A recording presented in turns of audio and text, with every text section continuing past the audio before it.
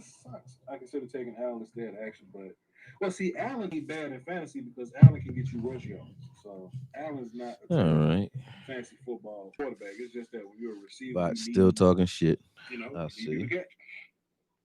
I can't believe my cowboy family is listening to me with a headphone in one ear. Yeah. That's why I Everybody made a listening say, to can I you. call you later? No, I don't ain't call turn me you later. down though, No, cause sir. you loud as fuck. No, sir. I was just Who gonna the tell hell him is that doing that? to draft Jordan. Yeah, wait, Hey, yeah. Let's see. Let's see. who the Lombardi's hell is that Prime, screaming? Law Nation, Law Team Nation. Let's see. Law got Dak, Christian McCaffrey. Ugh, he got four. They got Cooper and Lamb. That ain't terrible though. I don't hate that. And DJ Charles. I don't hate that. You know, we up here laughing at Law. I don't hate it.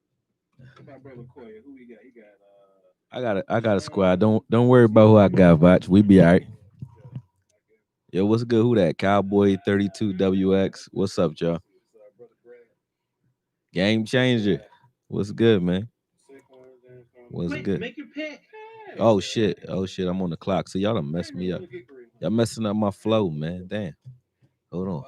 Alvin Joe All right, Mixon, hold Lockett on. Damn, Long, how many seconds Philip I got? Rivers. Damn, they auto pick me. Who they Who give doesn't me, man? appreciate that, Jeff? Who the fuck is Lamar, the I like my team. Oh, Swift. Lamar DeAndre Patrick, Chris Swift. Carson. Let's see who Carson this ain't a young boy is. big name. I think I Carson ain't gonna be asked very for this good. boy. Yo, he ain't even Really playing. Metcalf. That's crazy, man. Yeah, I ain't want ball, straight man. good. Can I get a roll to barrel on that? I'm good. Shango and Damn. Dalvin, Melvin. Man. Yeah, it's I been thought a Alabama minute. was going. I ain't Yeah, seen I no don't I Alabama don't do going. rookies, Good man. question. Not really. Yeah, it's been a minute, Let's man. see. Sure. Been a minute. Swiss Cat. What's with Cardo? Cardo. Loving Cardo. Aries. Who What's the hell do good? you What's drive? good? Y'all see my eyes, man. I ain't Yeah, stretched I eyes was out. meditating. I Can like y'all hear Kyler me? Murray a lot. Y'all can hear Derrick me? Henry, Or am I low? Gerald Cause I really Everett. don't know. I ain't Nah, checked. they're gonna use him. They're gonna use him. Let me make sure. Devontae Adams, Hold on, Odell hold on, Beckham. hold on. That's pretty good team. That's pretty good team. Pretty good team. Hold on. Let me fix this Drew mic because I Brees can't see sucking, my mic. but Josh Jacobs, Antonio Gibson. Okay, he needed Antonio Gibson. I see. I see what happened. Where is my mic? I'm in flex zone right now, so yeah. Well, I'm in rotation. Hold on. One second. I'm looking at Matt Burita maybe J.K. I'm going to get J.K. No, I'm not. See, Cowboy bias don't bother me. I know y'all can hear me, but I don't think y'all hear me from this mic. I think you hear me I from think Tony's gonna be this mic or something. Yeah, you guys hear me from the a computer lot mic. more than what a I want to running back talk would through be. my microphone. Hold on. I don't want no parts of Tampa Bay backfield too, because I think it's gonna be a mess.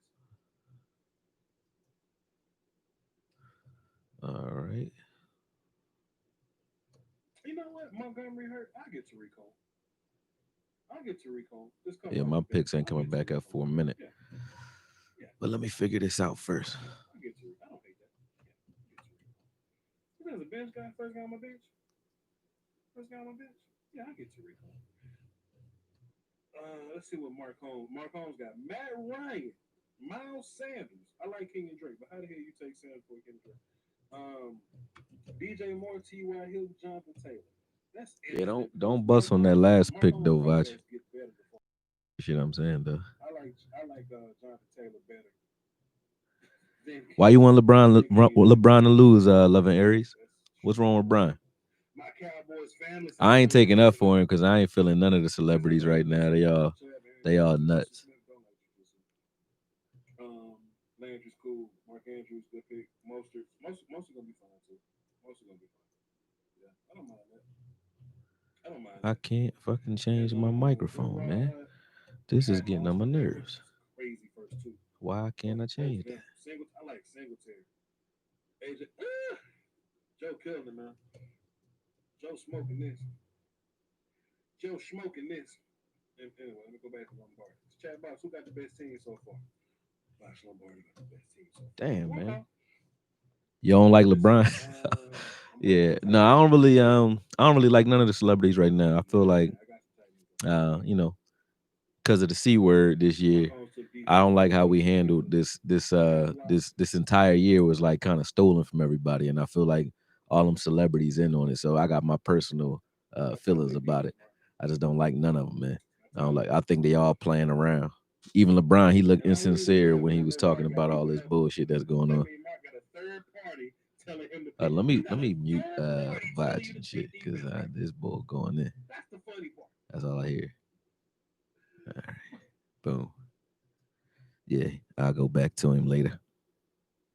Yeah, I don't know if y'all. I don't know how loud. See, look over here. I can see my sound. Feel like it's not coming from the mic. It feel like it's coming from like. Can y'all hear scratching? Because if it's not, then you hear it coming from the computer. I can hear myself in the mic though, so I just wanted to make sure. Right. Okay, y'all hear the scratching. Cool. Cool, cool. I guess I can't see the little meter on this. So I thought it wasn't working. It's been a while though. I love all 11 of y'all, man. Appreciate you. I wouldn't I figured I didn't think honestly, I'm just gonna keep it a bean. I didn't think we were gonna have a football season. So it was like I was taking my much needed vacation for this year, for the last 2 months anyway. I just been traveling and training my fighters. That's pretty much it. And then just spending time with my daughter and just trying to get my mind back right. And I feel good.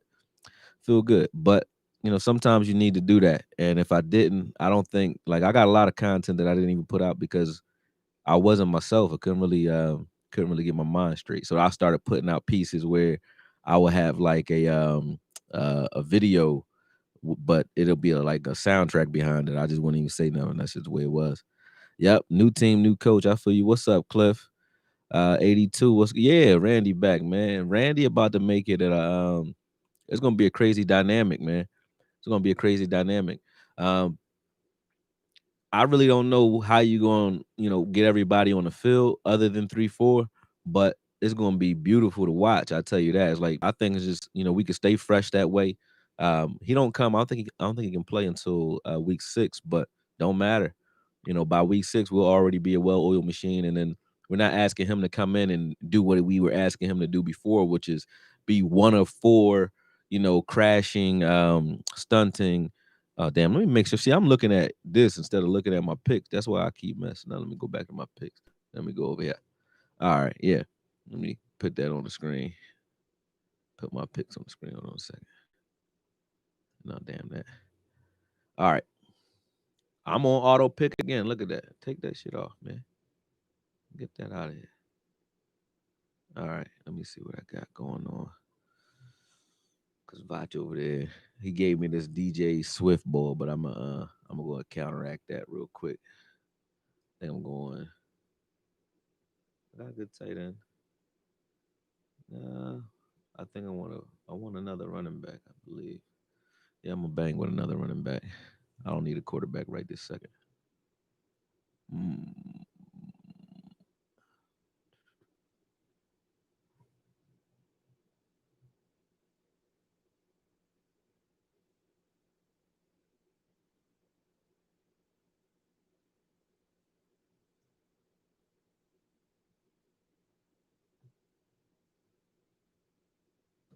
Oh yeah. I don't know Lindsey and Gordon. Lindsey don't need that many carries to get his shit off though, so Lindsey might be the move. I might like Lindsey. Cheeto in the box. I think that's what's gonna happen. I think Cheeto gonna end up in the box just for the fact that um he was out. So maybe that rotation, they got to see that rotation at corner without him and even with Jordan being out for a time. So yeah, I think we might see that. And I'm just now finishing up Daryl Worley's film. I'm not sure if he made the team or not. I gotta check. I've been away from everything, so I gotta look at the depth chart and everything. But I just finished his film. Yeah, we lost Haha, and we should have lost Haha. I don't think we needed him because of Worley and Cheeto. You can always put those guys there. So Worley made the team. He's a guy that can play safety right now for us. I think I'm on the clock. Hold on. Boom. Yep, I'm on the clock. All right, let's go. We ain't missing this one.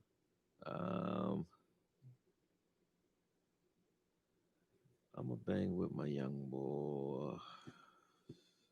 Let's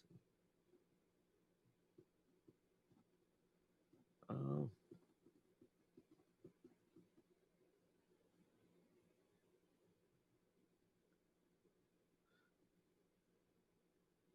I'm gonna take Lindsay, man. Lindsey don't need that many carries, man. He don't need that many carries. All right, and I got up in 2 picks, so now I'm going back receiver. See, I want to mess with it. And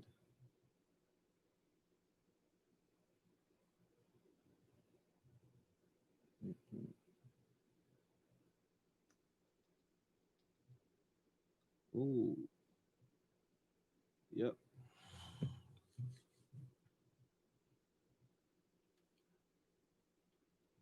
I already know. They ain't gonna touch him. All right, here we go.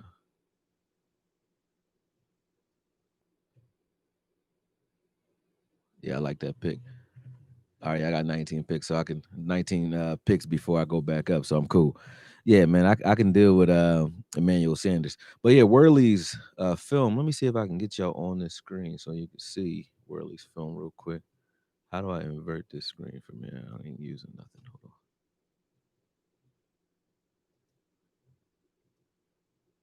on. Yeah, I didn't come in through Zoom. If I'd have came in through Zoom, I can share my screen. I don't feel like canceling the live and starting again. But yeah, had I come in through Zoom, you'll be able to see the film I'm working on. I just didn't do the voiceover yet. But Worley can play safety right now. We don't need Earl Thomas, man. I wouldn't mind having Earl Thomas, but I like what I see in Worley. He can play corner if you needed him to. He's a lot like a poor man's Darren Woodson, and no disrespect to either one of them by saying that. I'm just saying Woody used to play corner too when he first started. I think Worley's a guy he's weird like that, like Pat Pete. He's a big dude, 6'2", 215, but he moves like a corner. But he's very physical, like a safety. He's good enough tackler. He's not a great tackler, but I like him, man. I've been good, Pat. What's good, man? I'm cold chilling, man. I was telling everybody when I first started, I just been chilling, man. I'm not even gonna lie. I've been enjoying my life, been training my fighters, and traveling. Vacationing with my daughters. I didn't think it would be a season this year, but now that I see that we having one, I'm excited. I got all these jokes too for like the 12th man and so on. Me and my brother was talking earlier, like, damn, how the home field advantage gonna work out now, man. You're gonna have one dude with a bullhorn or a screen, or they're gonna have a button that like vibrate the ground or some shit like that. But kicking gonna be easy. Every kicker gonna be like 90% this year. It's gonna be easy as shit. Yo, what's good? What up, Brody? I was telling her what we just talked about, man. I was like, yo, uh, it's gonna be easy as shit to kick, man. Yeah, I was just telling him, man. What's up, Pat? Yeah, man. Yeah, man. Yeah, we go back, man. I'm loving this, man. I'm glad we having one. So now I got some shit to do. Got some breakdowns to do, man.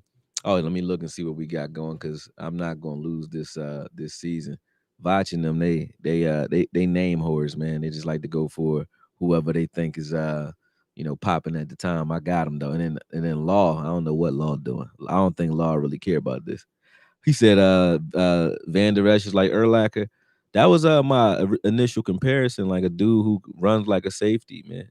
That's pretty much what you want right there. A dude who can really move around there, like he can get around and do what he need to do. So, like, I like that concept. I like how that dynamic works. But um, at the same time, I think he's a little more physical now, so maybe his neck is back to where he needed it to be. So, that hit that he put on Pollard, I didn't really. I know everybody like, damn, he hit Pollard like that. That's crazy. But I don't even think he meant to do that. Like that's why I said he's a little more physical. He just ran straight through him, and it was good. Um, yeah, he said, Jalen, you do. I think this is better for the team overall. Like LV moving inside and Jalen moving outside because it frees Jalen of responsibilities. And when you have a guy that's an athlete that relies athlete, he's an athlete first. Unless you kind of funnel everything to the center like they were doing with Ray Lewis and in Baltimore. With dudes like Haloti Nada in there, we do have Poe now, so you could have played Jalen out in the middle and he would have been fine. But I think it's just the fact that Jalen has that other dynamic to his game, which is his pass rushing ability. So him moving outside is a lot better for him because he is a threat in the backfield as well. So and he's very hard to block. So if you have he can cover out of the backfield too. So if you have him, deciding on whether or not he's taking a running back, if that running back is releasing, if that running back is playing in the backfield. You see, New England did it to us a lot with Zeke and Pollard. They would have their outside linebackers just collapse down, and depending on which side they were on, it would be an option. They would either spy, blitz, or cover the running back if that running back released to their side. You can do the same thing with Jalen now, because I got him covering a running back, no problem, if he can cover receivers as often as he was. He killed running backs and tight ends. I like seeing that. I don't think he's the next Ray Lewis, man. I think he's something else altogether different. Ray Lewis wasn't like Jalen, man. Jalen can run sideline to sideline like Ray, yes. I like that. But Ray Lewis wasn't a pass rusher like Jalen is. Jalen is a pass rusher. He's a pass rusher, and I think we're gonna see that this year. Yeah. Yep. Yep. You could be more creative now that you're out there. Tony Pollard. Ah, man. Y'all saw that Ghost in the Darkness. If y'all ain't see Ghost in the Darkness, you should watch it. Type in AKOYE Ghost in the Darkness. And I ain't saying that because it's my video. I just like I appreciated that piece. I liked it. But I just personally liked it. It wasn't, I'm not saying give me views. I liked the video. But that kind of shows how I think. I like, Tony Pollard is definitely Ghost. He gonna get Ghost on you. He out, and then you have Zeke who gonna knock your lights out, so I like how we looking back there, running back wise, and I think McCarthy is going to use these guys to the best of his ability, because he's not one of those guys that just says, "Oh, he gets out when he's spelled." I think he's going to draw stuff up for them, you know. And LVE's range, I think if we're able to keep bodies off of him, LVE's range is going to make that defense, even more dynamic, because the center of the field with LVE in there, when his responsibility is just cover the center of the field or blitz every once in a blue and get everybody lined up. But his range and his wingspan is crazy in there. So you can't really, if he's in those hot lanes on either side of the ball, left or right side of the field, strong or weak, you're not really getting anything off in there, man. Like he can, if he can read that first step of the quarterback, that first read of the quarterback, if he's reading that, it's a wrap. If you don't have time to get to your second progression, because we're coming, and LVE is that's what he's known for. That's what he's good at. He's rangy, and he's definitely a better cover linebacker than anything else. So I think putting him in the middle and just letting him roam without getting bodies on him, even his tackling and his neck, I think it helps him, because Dontari Poe, I think Vach said it as well when we were on a show together. Dontari Poe is probably the best addition defensively because of that right there. He keeps the bodies off of those linebackers and lets them do what they do best, which is like create havoc and so on. He said Dak is next Steve McNair. No, I would say honestly, I'm not hating on Steve McNair, but I think Dak, because of the passing era and I think he's a little bit better passer than McNair. McNair didn't have a crazy arm. He just was a winner. I don't know. He was like he's just a winner. His arm seemed funny to me. I don't know why. That's just me. But oh, you said record predictions as far as what, fantasy? Or are you talking about, you know, real life? Oh yeah, fantasy. You just know I'm gonna win. That's all I know. I don't care about nothing else. But as real life, I think because of all the subterfuge and all the secrecy that we're under right now, I think we got a shot at really running some games off early on in those first 7 games before anybody really catches on to what we doing. So that might be the play. Somebody binging me somewhere. But hold on, I'm about to be on the clock. I gotta get my mind right. Oh damn, I'm on the clock. Hold on. All right. All right, boom. Let me get get back to my QBs. Let me see what we got. Oh yeah, I'm definitely doing that.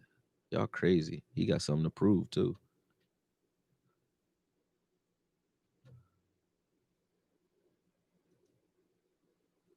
And we're gonna go wide receiver again. Let me see what we got. Um, let's see.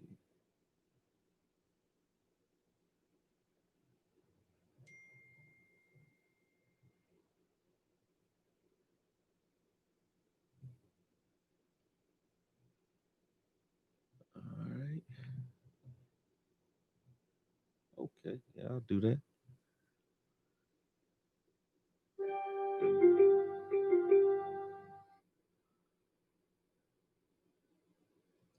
I'll do that, young boy.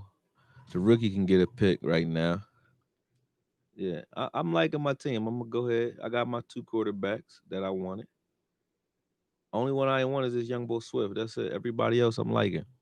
Emmanuel Sanders over there with Breeze. That's gonna be ugly. Lindsey don't need that many carries to get off for you. We already know what Zeke gonna do. I think David Johnson over there with Watson is just gonna be ridiculous. Both of those dudes together and with Fuller.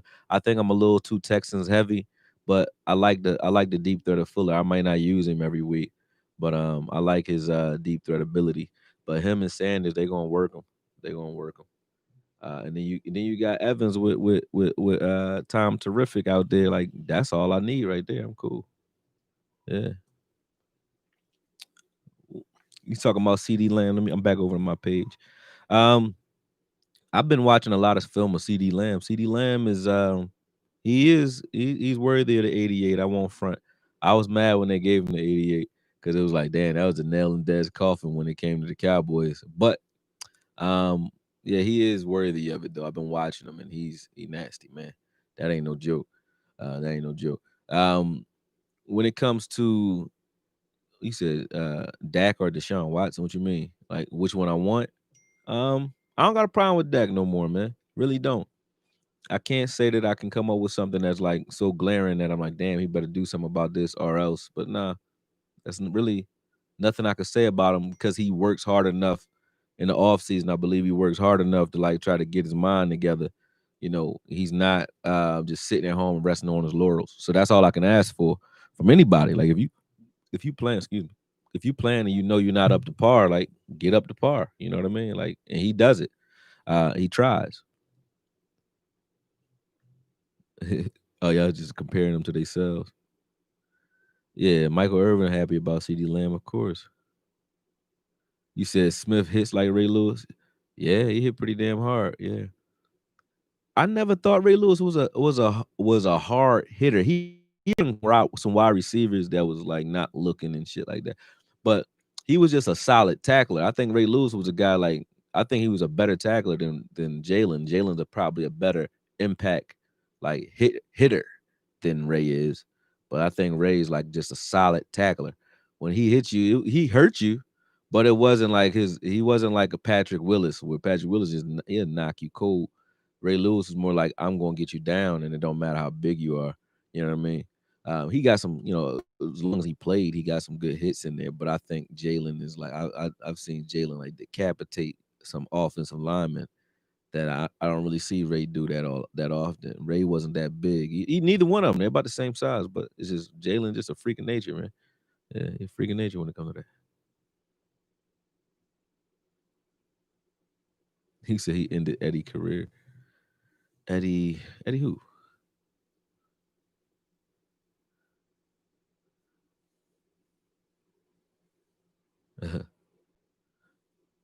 Oh, you said he gonna be the best 88. Lamb gonna be the best 88. Um, shit. Oh yeah, he did fuck up Eddie George. I remember that. Lamb might be the best 88 ever. There ain't no disrespect. You right. I mean he primed for it. Um, he can play anywhere, but I think beyond that, it's like when he has the things you like in Dez where he can go, he can high point. They really they really knew what they wanted because it was like why go get no disrespect to Dez, but I think their thoughts were like why grab Dez where we can grab someone that we compared to him. Plus, he has the route running ability that they really covered it too, like of an Amari Cooper. So, and that's not taken away from Dez's route running ability. I mean, like he's like a combination of those two guys. Like who wouldn't take a combination of Dez and Amari? Like anybody would take that. You know what I mean? So I felt that. I felt that. So I do agree. Dez right now is number 188. CeeDee Lamb got to put some years under his belt. But he has the potential to be up there with those guys though. I would agree. Yeah, I would agree. Michael got why you just throwing names out there? I don't know. Hold on a second. Let me see where we at. All right, I got 5 more picks. Let me see. I'm not scared of none of these teams, man. Y'all teams look kind of garbage to me, man. Yeah. And y'all still leaving dudes on the board that's like that I can fuck with. Excuse my French. Not really.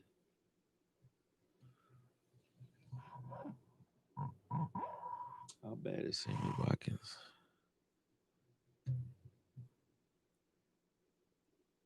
Hmm.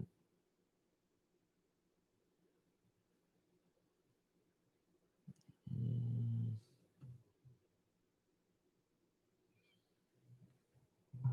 3 picks.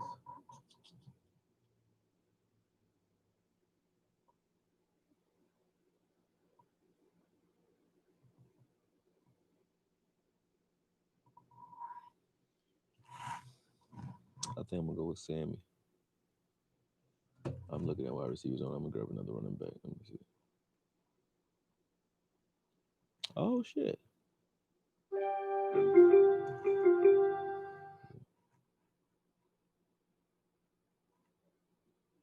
Can't be.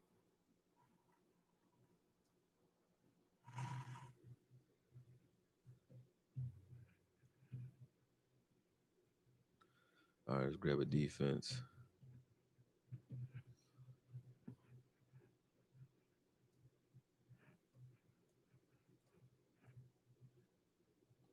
All right.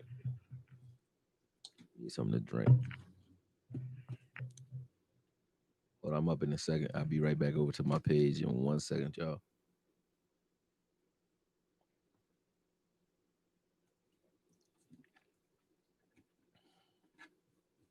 I'm gonna pull a vodka trap. Uh-huh.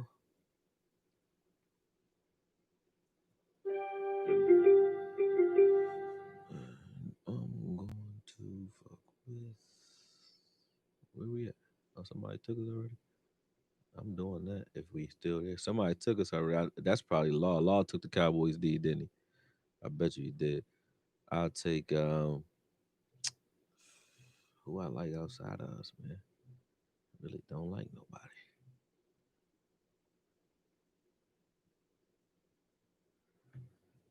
Uh yeah, I don't want no defense outside of that.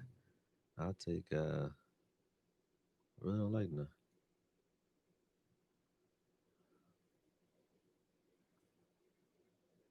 San Fran still here? Nope. Yeah, I don't give a fuck about Quick, make your pick. Man, shut up, man. You quick these. My bad. Well, Chicago. Fuck it. Ain't like it was another pick in there. And I'll take a kicker. It's over, right? This draft over and 2 more picks, right? Yeah, look like that. I don't really care about no kicker though, but I'll grab one. Harrison gonna get a lot of work. No, we don't need ET, man. I think Worley and Cheeto. I think both of those dudes. I think both of those dudes can play safety for us. I think Cheeto can play in the box. And watching Worley's film, I think I like what I saw there too. So we don't need ET. It'll help. But I think with LVE freed up, with the rush that we're going to be able to put on people, we don't need our safeties to be necessarily thumpers, but both those guys are solid tacklers. Like they can hit too. So Cheeto not a little dude, man. He about 210, 6'1", 210, or 6 foot 210, somewhere in there. But he a stout dude. He's not a little guy. And Worley's definitely not little. He like 6'2", 215, 220-ish. So they can bang. And Worley play like he from Philly, man. He play exactly how we act up here. Like everybody rowdy and physical. He physical and he got an attitude. And he can play corner a little bit if you need be. Like he's one of those guys that they were kind of describing when they said everybody's like a DB rather than a position. They're learning every position because Worley's one of those guys you can see moving around like that. And I think that makes us a lot more scary too, because even if you see as an offense or an opposing offense might see something they want to exploit or they think they want to exploit, but they never really get the opportunity to get to it because you might have this guy moved around where you might not be able to get those matchups that you want that you might have saw on film. Like maybe you want to attack Worley a certain way, but in this game he's not even playing in the nickel as often, or maybe he's playing outside, or maybe he's safety now, or maybe he's lined up on your tight end. Same thing with Cheeto. The matchup nightmares that you can create is the same way they used um, Charles Woodson in Green Bay. into his career. They just moved him around. He really didn't have a position. He was a safety sometimes. He was a corner, outside, inside. He was a nickel corner, a free safety, strong. Didn't matter. They just moved him everywhere. I like that. Same way you use the honey badger in more so in Arizona than anywhere else. But in Arizona, they had him moving around, playing a little bit of everywhere. Yeah. Diggs is already a ball hawk, man. Yeah, he a cannon. I like Diggs. I like Diggs. But what's up though, y'all? Man, I know y'all got other shit y'all want to talk about. I know y'all don't care about who gonna be a candidate and who not. Like, what y'all want to talk about, man? Let's get into something, man. Hit me with something. Let's do something interesting. Talk about something interesting. Football is interesting. I mean, I'm just saying. What else? You know what else? Noah Brown probably step up this year. I don't think McCarthy is a guy that's like he doesn't like to just waste wide receivers. So most of his wide receivers are progressing to be something every time. Like he had Donald Driver, he had um also who else? It was Donald Driver, James Jones, Adams, Jordy Nelson. Um, there was a couple others too. He's like he's a wide receiver savant. Like he knows how. He's like the wide receiver whisperer, man. Yeah. Is Sean Lee playing? I hope so. I think Alden can get, the sky's the limit, but I think the only thing that limits Alden's sacks is the fact that everybody else going to get some too. We might wreck the league with pressure, even if we don't get all the sacks in the world. But we're gonna be in the top 10 for sure in sacks, and maybe top 5, because I can't see another team. I can't name one that has as many pass rushers as us that are like. Oh, he said Sean Lee on IR. Damn, again. That's fucked up. Yeah, yeah. Oh, Greg Jennings. Yeah, y'all right about Greg Jennings. There you go again. Like, yeah, he developed a lot of receivers, man, over his time. That's just what he do. So yeah, he was a wide receivers coach in college. So he has the quarterback background and wide receiver background. So if there's two positions that he can speak to directly, is those two. So I think you're gonna see the boost in our passing offense is gonna be crazy because so that just speaks to Noah Brown. I think Noah Brown, I think if he gets a shot, he'll develop. Yep. Yep. Randy back. The D line gonna make the secondary a lot more greedy because they know you ain't gonna have time. It's just like Chicago. Look at the Khalil Mack effect. Just one player. Now, can you say that Khalil Mack is a better player overall than every pass rusher that we have individually? Maybe.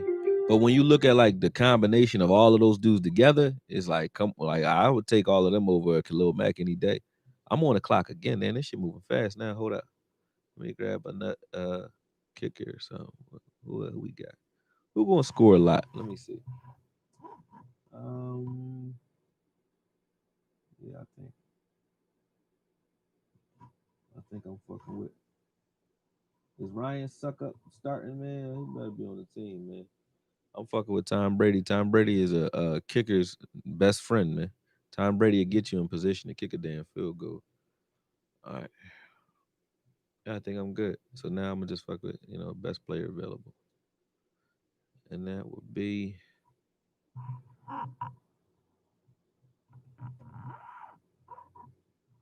what's wrong with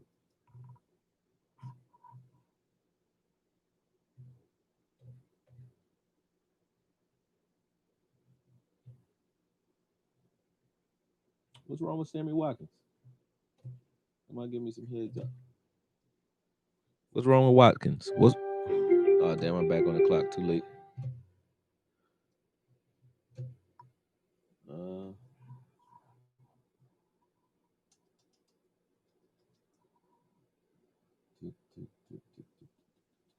I will fuck with. Let me just go ahead and take him anyway. Completed the draft. All right, draft over, man. Don't matter though. I hang out for a little bit. But yeah, I was talking about the combination of all those pass rushers, like the Khalil Mack effect in Chicago just turned that defense into a nightmare. And I think with all these guys that we got, I really hope we run 3-4 because I'm just imagining just in my mind, You got Dentari Poe in the middle of the field. You got Edwards outside of him, not Edwards, Griffith outside of him to the right. You have D Law outside of him to the left in a 3-4 scheme with Jalen on the outside and Randy Gregory or Alden Smith, or vice versa when it comes to Griffith and Smith. One can be standing up outside, the other one inside. I would rather Alden out there, but imagine that front five right there. You know what I mean? You got Griffith, Dontari Poe, D Law. Those three guys are in the one tech, and then both of those other guys are in the B gaps on either side. And then you have Jalen and Alden outside of those guys. Like that's a nightmare, man. That's a nightmare to block all day. I don't care if you're running, passing, whatever you're doing, because Griffin is a beast, more of a pass rusher than a run stopper, but he's a beast either way. And then you have Alden who could do it all. We have D Law who could do it. He just wreak havoc. So I think all day we would be killing it with that formation, man. What's up, Andrew? Man, I've been good, man. Really, I've been feeling a lot better, man. So appreciate the well wishes from everybody, man. But I feel good. I feel good. I feel ready to like sit down and get my creativity on again. So yeah, I feel good. Yeah, he said now Dak can get his 40 mil. Yeah, hopefully. Yeah, get whatever you can get, bruh. I ain't mad at you, young Cannon. Get what you can get. But I don't really care about that contract. I never did because I don't look at it the way everybody looks at it. They're looking at the number and they're not looking at the timing. Like the time goes forward, everybody's going to be getting 40 mil, 50 mil. So no, Dak doesn't take a contract last year that's 32 mil when you know you're going to get a new CBA that's going to go up. And now the very next year, people are going to be getting 10, 20 mil more than that per year or something like that. So yeah, no, he doesn't take that because he knows what the market is going to be. It's not just it's not saying I'm better. What you should be saying though, if that's the case, but it's not just saying that. Just like at the end of the day, we know the market is going to go trend that way. He said Skip is a clown. 100, 100. Yeah, man, I'm ready for some Sunday night football. I'm ready for all that. Chase Young, Chase Young gonna be a problem, but like I said, we got names that we ain't even named. Like I ain't said nothing about Neville Gallimore. Haven't said nothing about him. Haven't said nothing about Tristan Hill. You know what I'm saying? Like Randy Gregory. We haven't talked about that's these are the backups. You know what I mean? Antoine Woods backups. Tyrone Crawford. These dudes, man, like these are rotational guys. Like that whole front, whatever is a nightmare. I think you run 3-4, man. It doesn't matter what you run, hand up, hand down, don't really make a difference. Just wreak havoc up front. I just don't want to see all that stunting and shit, man. You said Hill is starting. Oh, that's good, man. That's good. Yeah, we got Anai, Bradley Anai. Uh we haven't even talked about him. We ain't even talk about him. And I love him. I like him. I got breakdowns for him too. I can put up. I'll put him. I have to put voiceovers to all that stuff, man. He said Skip is happy about that. Yeah, man. Should be. Should be. Yeah, feel good to be back. Feel good to be back. I'm but I'm all ears. I was talking to my brother because what we were talking about is like the pieces that we did this year versus last year.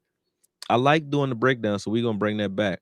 But I still like these timeless pieces too. Like they really. I mean, I haven't really been talking, so they was like speaking from the heart. I like those, and they're my funnest pieces. So I'm gonna keep doing them. But I do want to hear what you guys want to see and what type of content you guys want to see. So if it's more like that journalistic approach, like we did with the Mike McCarthy video, I like those personally. And I hope y'all do too, because that's what you're gonna get some of them anyway.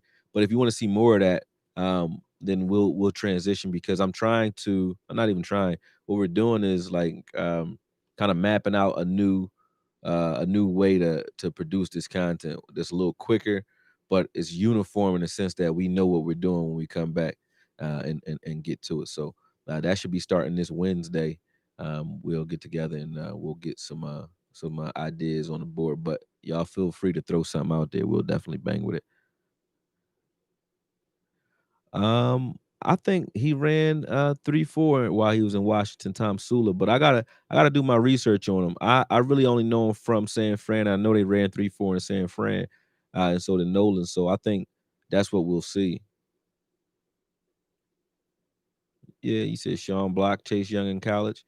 Well, we're gonna see if he could do it in NFL. I don't know.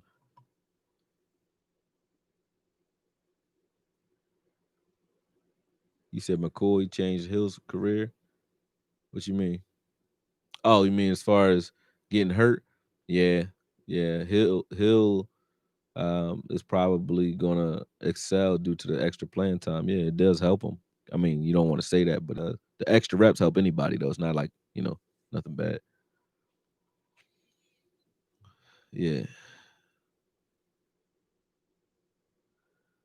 Brandon Carr. No, I haven't talked about Brandon Carr. What about him?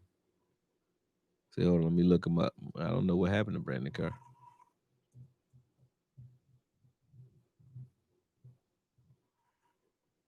Oh, he got released. Oh shit, we got him back. Oh shit. Yeah, I like that. I like that. I honestly, I like Brandon Carr at safety. Now that he's a little older, I like him. I like him in the same way I like Worley. I like him as a guy that can come in and rotate in and still play anywhere as a defensive back. His size, everything. So yeah, I like that. I like that. I wonder who we would rotate out of there to get him off the practice squad though. But yeah, I like that. Wentz is made of glass. Hell yeah. Earl Thomas is better, but he ain't cheaper. So yeah, there you go. I still take that veteran leadership of a Brandon Carr. Like Brandon Carr, he's a smart player, gritty player, ball hawk at that, can hit, long, rangy, strong. He's what you want in a player. Like he can play inside out. I wouldn't keep him anywhere permanent. Like, but he's a guy where it's like if you get caught in a mismatch, you're not terrified that Brandon Carr is up against the receiver if he's playing safety. You know what I mean? Yeah, so what's the problem? I don't have a problem. If that's any of our guys though. It's like, except for a few that have maybe some size differential like Jordan and Thompson, who's not that big either. But other than those two, it's not too many mismatches on this team. Like if you get anybody up against Worley, I'm not terrified with one play. I might not say, hey, have him on this guy, have him follow Odell all night. I might not do that, but I'm not terrified if he winds up on a guy like that one play. That's any of them. Cheeto either. None of them. Like there's no one that I'm like, oh my god, get him out of there. There's none of them. So I like our secondary, especially with the pressure that we're gonna be able to put up front. I think that's good for us, man. Mhm. Yep, Carr can get some sacks. He can get some pressure. Who was D-Law backup? Who you name it. You got Dorrance, you got Crawford, who definitely gonna spell any and everybody. You still got it depends on what D-Law position is, but then you'll have Griffith who will rotate in there when Gregory's back, depending on what position we're replacing. Like you might see D-Law come off the field who can play standing up outside or hand down, just like Alden Smith can. So I think it'll just be a constant rotation. And so I don't think there's like a set backup in that rotation. It's just different sub packages. So if D Law needs a spell, it depends on what we're trying to do. I don't think it'll be like, hey, you go in because D Law's out. I don't think we'll have that because they're going to be asked to do so much, whether they're playing 3-4 outside linebacker or left end. You're going to see a combination of two things because D Law can do both. So sometimes you may see Jalen step outside. Sometimes you may see Randy Gregory outside. If vice versa, Randy Gregory won't have his hand down in a 3-4 scheme. You know what I mean? So it just depends on what we're doing, what sub packages you see. Brandon Carr never missed a game. Damn, ain't that? I never knew that, but that's definitely a good fact. He definitely famous, and that was actually good D too. But what Odell did to him made him famous, man. But he wasn't playing. That wasn't bad D on that play. He made a play on the ball. Odell just is a freak of nature. But Brandon Carr always liked him. He it's something about the way our secondary was run back when old boy was here. We weren't getting that many turnovers regardless because we were playing kind of like a bend but don't break type style. But I always liked him. I liked him when he was in KC because a friend of mine, a real close friend of mine, is a Kansas City fan. So I was getting a good look at him at that time. I think Brandon Flowers, they both were balling over there. So I always liked him. Yeah, I always liked him. All right. Yeah, I can't wait to see Jarwin actually being used either. Like, I don't understand how you got a guy like that and can't figure out how to get him the ball. Like, he runs like a wide receiver because he was one. He blocks good enough, but you wouldn't need him to block much if you used him as the mismatch that he is, because when you stretch him out, spread him out wide a little bit, or put him in the slot, that widens out whoever's on the outside. That DN has to respect that. So does that safety and or corner, whoever's in the slot or nickel, or outside linebacker, either or. But it widens out that defense, and you can still run to that side because he can block good enough. He can crash back down on that DN, or he can go ahead and trap that linebacker on the outside. And you can still run even with him out there on the wing, sort of like the Eagles use Ertz. Ertz isn't the greatest blocker, but they use his size and his athleticism against defenses to get certain sub packages out there where you don't have Ertz trying to block a linebacker. He's blocking a safety, and he's good enough to do that. See what I'm saying? So, or a corner, because you put them out wide.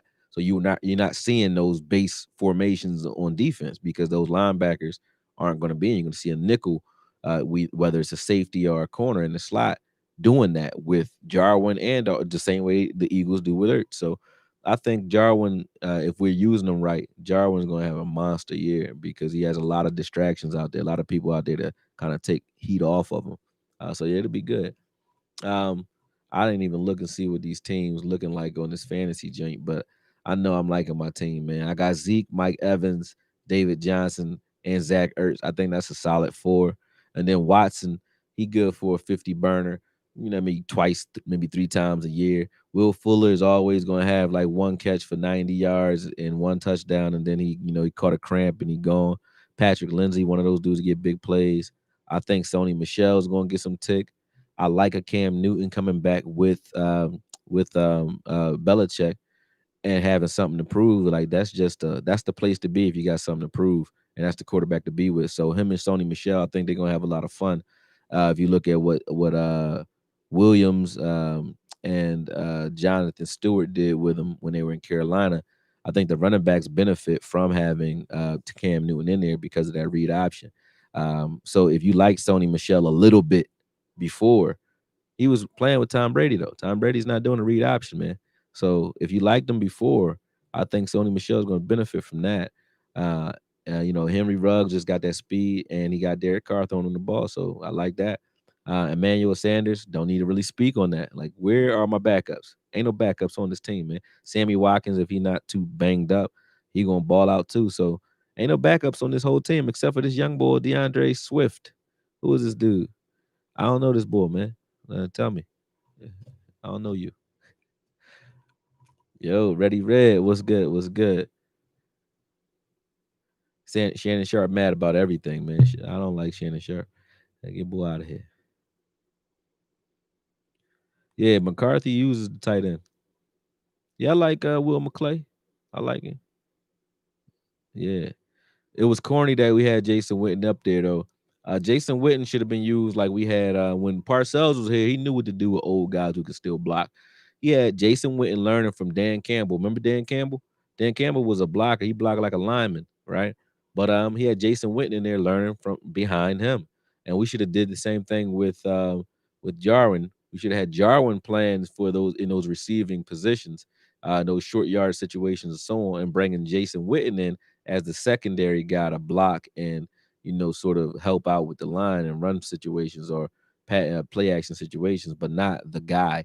They had him out there like he was still running like a deer. I'm like, that's crazy, man. That's crazy. That's what was making me mad about Dez not being on the team. Like last year was hard to watch because I'm like, now you telling me like I don't care, and all y'all Cowboys fans that's out there who was talking shit, right, saying I was crazy. Oh, get over it. It wasn't nothing that I was under. But just think about that, man. Jason Witten was playing last year, and nobody had a problem with how slow and how ineffective he was last year, even dropping passes, right? But they're like Dez washed up. I was like, yo, that's crazy. Yo, that's just hate. Hey, I don't know, man. David Irvin, weed smoke. Yeah, David Irvin was out there getting in, man. You getting it? Leo Collins. What about him? He said he on the Lions. Who that? Who on the Lions now? Oh, Swift. I know he on the Lions. I know that much. I just don't like him. Yeah, yeah. I just don't like him. But yeah, Rico Gathers too. How Rico Gathers never got a chance? Y'all kind of say he was washed up. He never got a shot. Nothing. They wouldn't even give him the ball. Like he never got a shot. Y'all just he became a rapper and then he just disappeared. I said, "Oh, bust." Well, he could have played like you know why Antonio Gates became good, even though he was a basketball player, because they threw him the ball. That's why. And I didn't see anything looking like Rico would come out, catch the ball one handed, run into the fucking end zone with it, and they're like, "Yeah, preseason he looks great." And then as soon as the season started, he don't get nothing, man. That was yeah. Martellus Bennett, same thing. Those dudes were all cannons, man. All better than I wouldn't say better than Witten at his prime, no. But at the times that they were here, they were better than Witten was at those times. Yes, that's real shit. Won't deny it. And it's not about having two tight ends. I don't have a problem with that. But we didn't even try to use those other guys either. So yeah. Rico or Jarwin, shit. I would say Jarwin because Jarwin showed me more than Rico has in real time. Rico never really got a chance to show me anything in the real season. Jarwin's kind of done some things, so I gotta take Jarwin. You said Dalton Schatz. I don't know what you said. Dalton Schultz. What are you talking about? Schultz? I think that's what you said. Yeah, Schultz. I like him as a blocker. Oh, Lael on IR. Yeah. See, I told you I really when I say I vacate, I vacate. I wasn't on nothing, nothing. But I'll get back on my news. I've never been the Cowboy news guy, but I'll get back on my news. I didn't know Lael was on IR, but we'll see who his backup is. Y'all probably already know who's starting behind him, and I'll break him down and see what he really got. I'm doing who's starting this week, so I'm gonna break down the starting roster. I'm gonna Google who the starting roster is and break them all down. Yeah, a real coach would have used Rico early for sure. We should have used him. We had Swain was supposed to be pretty good too. Yeah, it's only 3 weeks. All right, so Cam Irvin it is then. Um, I don't really know much about Cam Irvin, but I'll break him down. Yep. Yeah, that's what I'm hearing. Yeah, everybody in there saying it. Robertson 11. I don't even know what that is. Oh, you talking about the corner? Yeah, that's my dude. Yeah, that's my dude.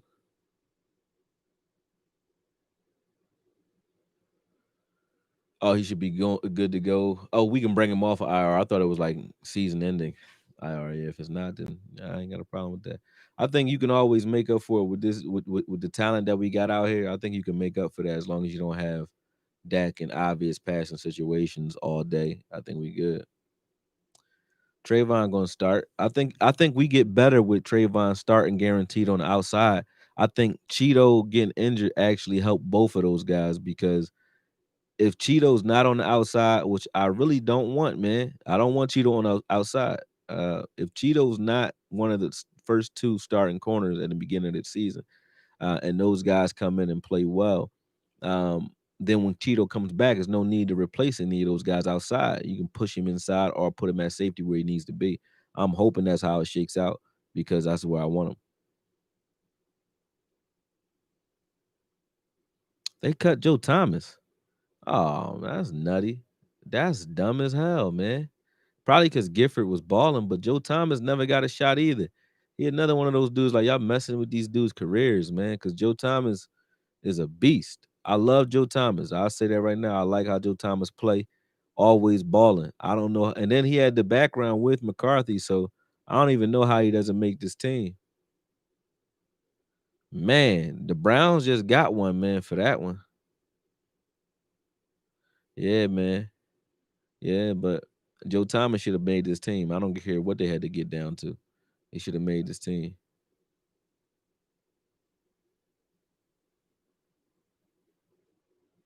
You said brought him back. Joe is back. Joe back where? He back on the team now? That was fast. Let me see. Let me check Joe Thomas out.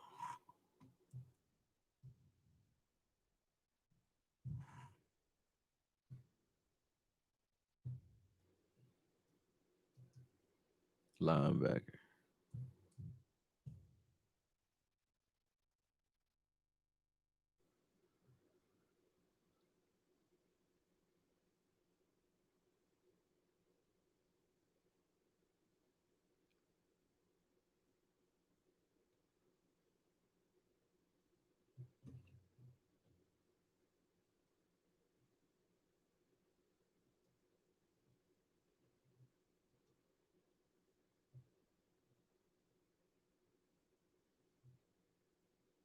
I don't see shit. That say the Browns. When did that happen? Mm, yeah, oh well. Hopefully we still got him. Oh, Joe Jackson. Joe Jackson is with the Browns. Y'all was talking about. Oh, okay. Oh, so yeah, I didn't see that. I was like, what you talking about? Oh yeah, I don't mind.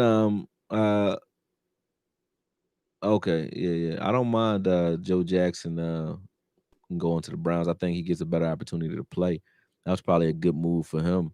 Um, it shouldn't. I mean, if he made the team, which he would have, where was he going to rotate in at? It was good for him to go ahead and.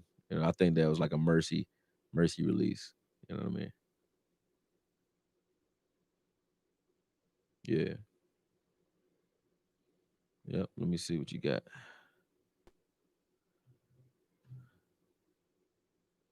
Yep. Yeah, Joe Thomas. I was to say if he didn't get to play, I was gonna be mad as shit. That's my boy. Yeah, and Bradley and I like him too. He's one of those guys that's a lot like D Law, where he can play. I think he can play stand up outside linebacker, and you can actually ask him to play if he put on maybe 10, 15 pounds. He's tenacious enough to play inside in a 3-4 scheme too. So I'm talking about inside like left or right end.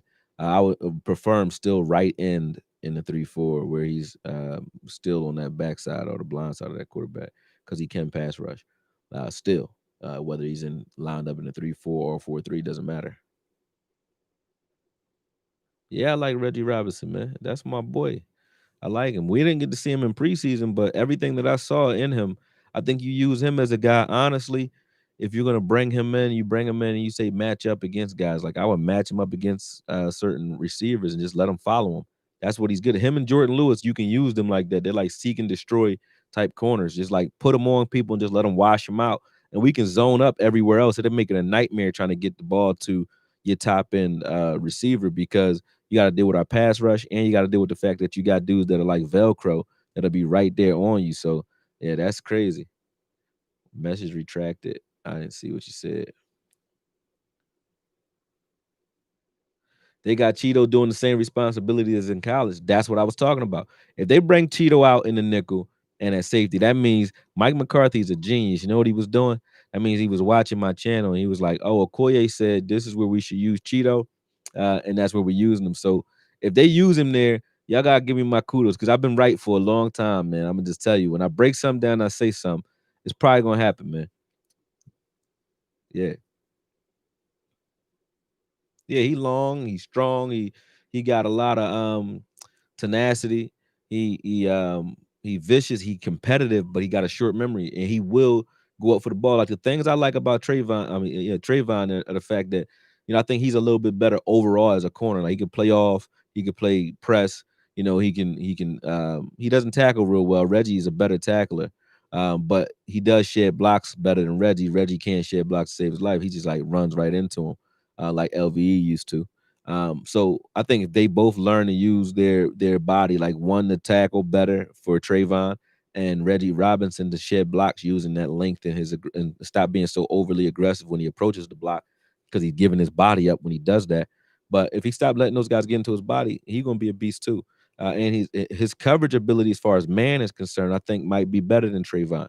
Trayvon doesn't man up as much or he doesn't play man the way you would think. Like he's not a press man guy always. He doesn't have to be because he'll play off and bait you and they're trying to throw something underneath him too. And He just does different things to quarterbacks. So it's like a Rubik's cube on one side, where you got another brand. What's his name? Damn, that's crazy. I'm sorry, man. Byron Jones. I forgot your name already. Damn, that's bad, Byron. I want no disrespect to Jumpman, man. But you got another Byron Jones and Reggie. I think he's another guy who can man up. I haven't seen him well enough to see where his football IQ is outside of playing man, but that's how they used him in Tulsa. They just had him manning up all day. So, and he was by himself all day. So I don't think he's worried about anybody that you're gonna line him up against. To do that all day is different than playing corner on any other team where you got a scheme kind of helping you out. Even with Trayvon would know where his help was at, and he's good at transitioning off of guys and picking other guys up. Um, Robinson would be by itself. It's like it's nobody over here to help you, and you know that before the play starts. The quarterback knows that, you know that, and the wide receiver knows it, and you're still not getting anywhere. So, I mean, I like that. I like that.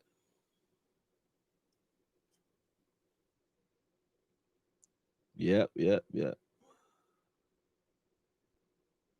Yeah, yeah, yeah. Diggs definitely recognizes route concepts easy. No, I think Diggs, as far as double moves are concerned, it it depends because the way he plays them on film, the way I've seen him play, where's double routes or double move concepts.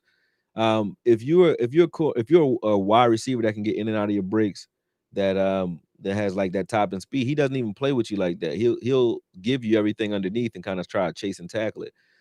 He doesn't play around like that. But if he thinks that you don't really have that burn in you, like you playing like an Alshon Jeffrey, he'll crash down beneath you and it'll look like he's not aware of what's going on. He'll be in the flat somewhere and then trail up underneath the route. He does that pretty good. So um, I don't think he gets caught on double moves as much as you would think. Like if you look at the quick guys that he plays against, he plays them. He puts his foot in the ground and he gets to where he needs to be. So I think he understands how to adjust his game depending on who he's up against. He really does.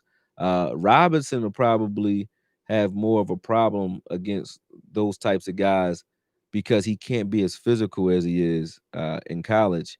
He can't be that physical in the NFL because he pushes guys all up and down the field and he waits. He does it late too. So I don't know. He probably in the beginning of his career, he might get a lot of PIs because of how physical he is, and I don't want him to take that out of his game. But I think he might have more trouble with double moves because of how handsy he is.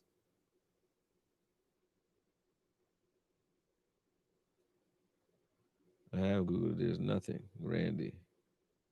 Oh, he's talking about he don't know Randy back. Damn. He's talking about. I don't know, man. Earl Thomas knows what he is, so I don't think he want. What's up, Ian? What's up, man? How you? But I think Earl Thomas knows what he wants. I don't think he's gonna back down off what he wants. So Earl Thomas might. I mean, it's all speculatory. It don't really matter. But yeah, he might. He might find a team, but it won't matter even if he does. I think if he comes down off his price, he could find a team right now. Right now, called the Cowboys. And I wouldn't mind having him then if he was coming in cheap, super cheap. But I think he knows how good he is. Yeah, if Cheeto moved to the nickel, he'd be a top five nickel because he can actually play safety too. So I'm excited to see that. Him and Worley would be a rotation right there.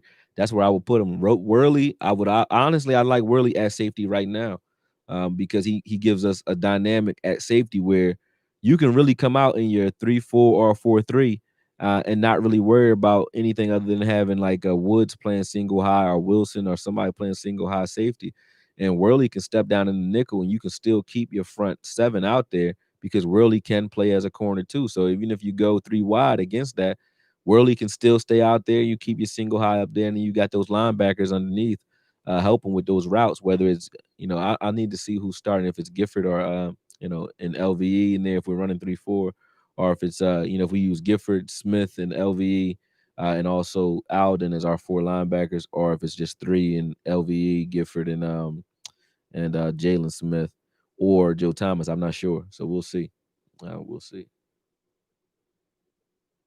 Yeah, that's good. Our whole draft class made the team.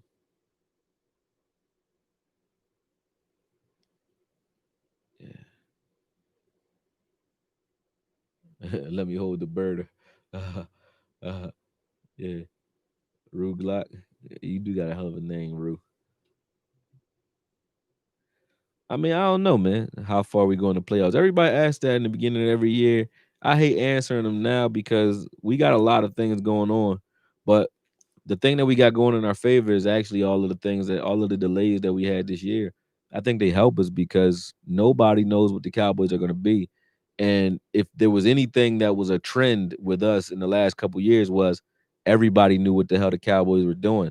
Now nobody knows what the Cowboys are doing. Not even me. Like nobody knows what the fuck they're doing. So it's like this is the first time I think we've had that be the case in a long time where everything we do hasn't been front page news because there is just nothing going on to have front page news about, anybody. Zeke and those guys ain't in trouble for the first time. It's like we're coming into the season kind of under the radar as the Cowboys, which is pretty damn good with the draft that we had, with the look at the picks that everything we did in the offseason, every pick been solid.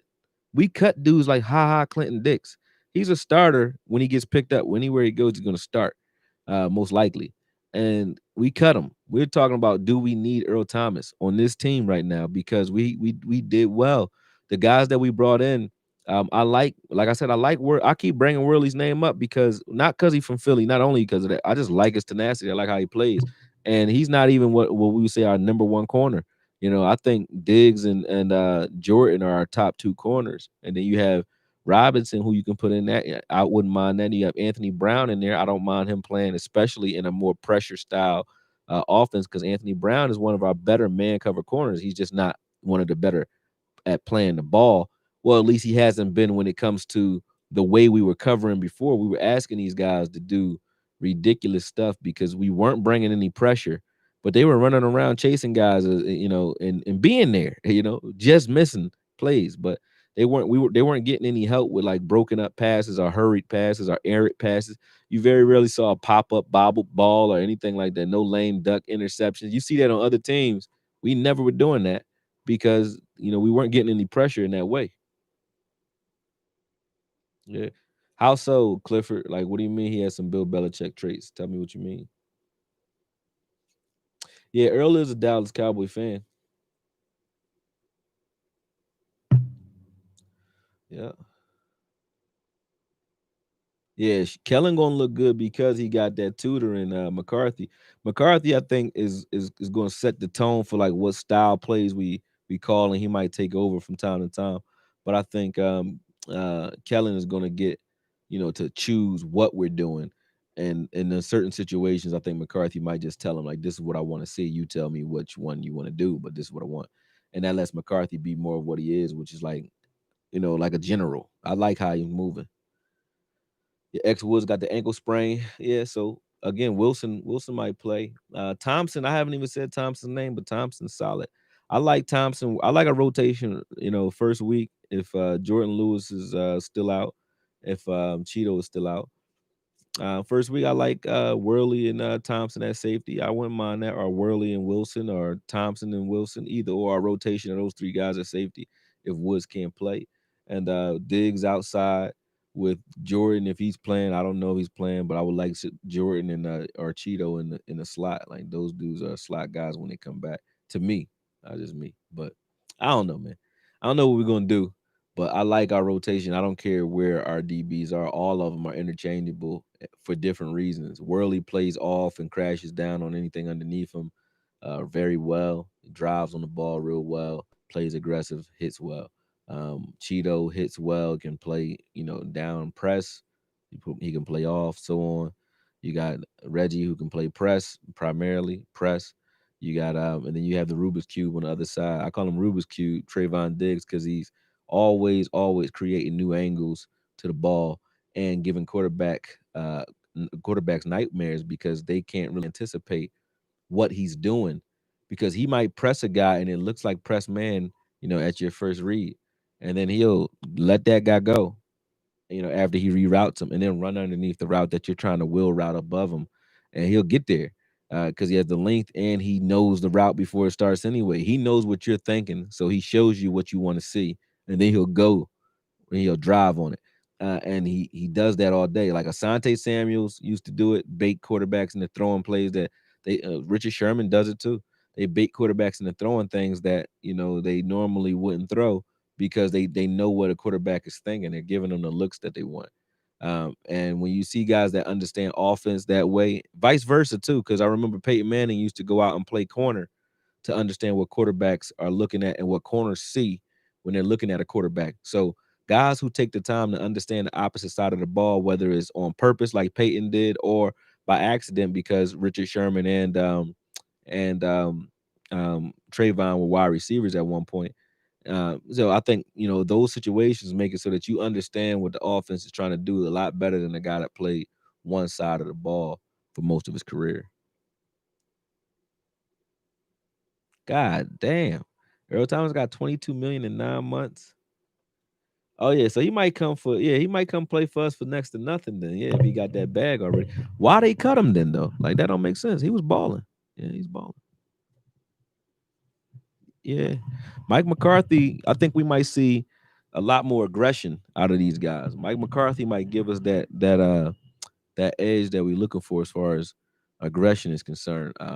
So I think that'll affect our first downs because you'll see. I think you'll see us trying to use Zeke a lot more effectively, and I don't mean just running the ball. I mean they're going to play off of the fact that everybody thinks that we're just going to run everything down your throat. Last night, Akoye, what happened? What happened last night? Yeah, we won't be predictable. Are you saying good night? I don't know what you're saying, Montana. What's up? Yeah, that was unbelievable. So I think you're gonna be more creative. Like we're not gonna just run it down their throats. You know what I mean? But when we want to, that's also something that we weren't doing. Like against New England, right? Sometimes you want to run it down someone's throat every play, even if you're not getting anywhere. You know what I'm saying? Why? When we were playing New England, we weren't busting, 20, 30, 40-yard runs every play or anything like that. But you can see that like New England's a smart old team. They're never really a young team defensively. They usually got a lot of older, wise guys that know where to be and know how to play, like Collins, and then they had Vince Woolfolk for forever. Not he's not there anymore, but you know what I mean. Like they have old guys. Teddy Bruschi was old as hell when he was playing. He had Vrabel. He's a coach now. Like those guys are like old wise guys. He had Ty Law, who wasn't a young corner back then. They had Darrell Reeves near the end of his career. They had Talib as well. You know what I mean? So even now with Gilmore, even though he is still relatively young, he's a wise corner. Like he's a smart player. So they usually have smart guys, not necessarily the biggest hitters or meanest, toughest guys. So when we were running down their throats, you could see it when they were getting up. Like they were worse for wear when we were running against them, and then we just stopped. Like you want to smash a team like that where you're not going to trick them. Stop these misdirections against teams that are smart. You're not going to trick them. The way you deal with a team that's smart, you just say, "Listen, I know you know where we're going. We know where you're going, and we're gonna meet in the hole, and then whatever happens, happens." And may the best man win. And Zeke was killing these dudes. Now I don't know if he said he was hurt or what, but we just stopped. And that was a close game. I mean, those types of games, losing those types of games, is just weird to me. Yeah, yeah. No more running on first downs. Can Zeke be like 2016? I think Zeke is playing like he should be playing though. He said, "I know you don't like party like that, but boy, you look fried." Nah, yeah, I've been kind of chilling, man. Honestly, I ain't even really been going hard like that. I've been chilling. Ain't really been frying myself up. I think earlier today, I smoked like two, but other than that, nah, I've really been chilling.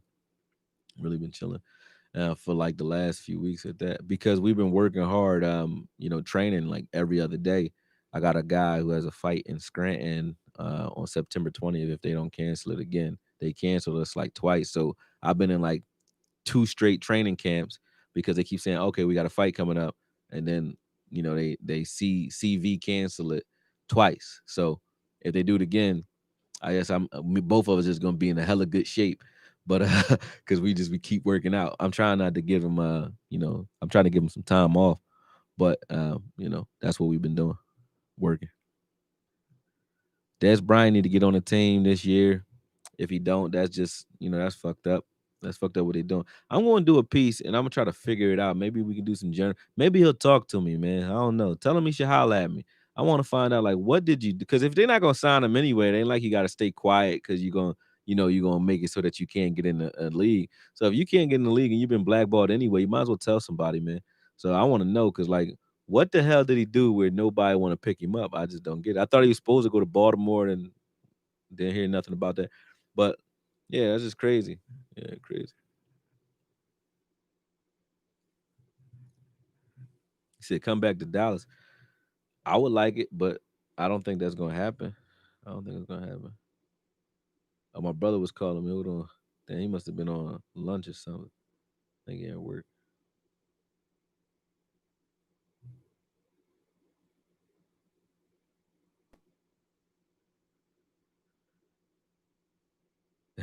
Law Nation.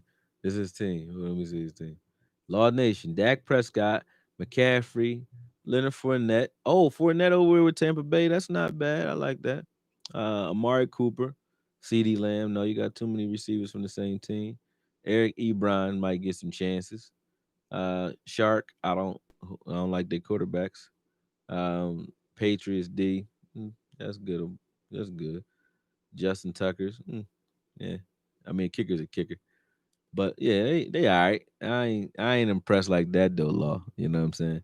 I like my team, man. I like teams that like you're gonna get a consistent.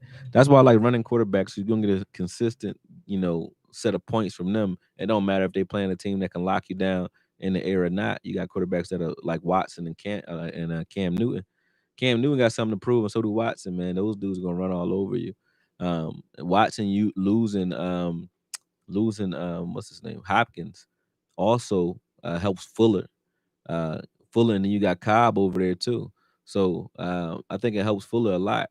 And beyond that, Watson gonna try to prove that he can be up there top tier without Hopkins being there. So I like that pick.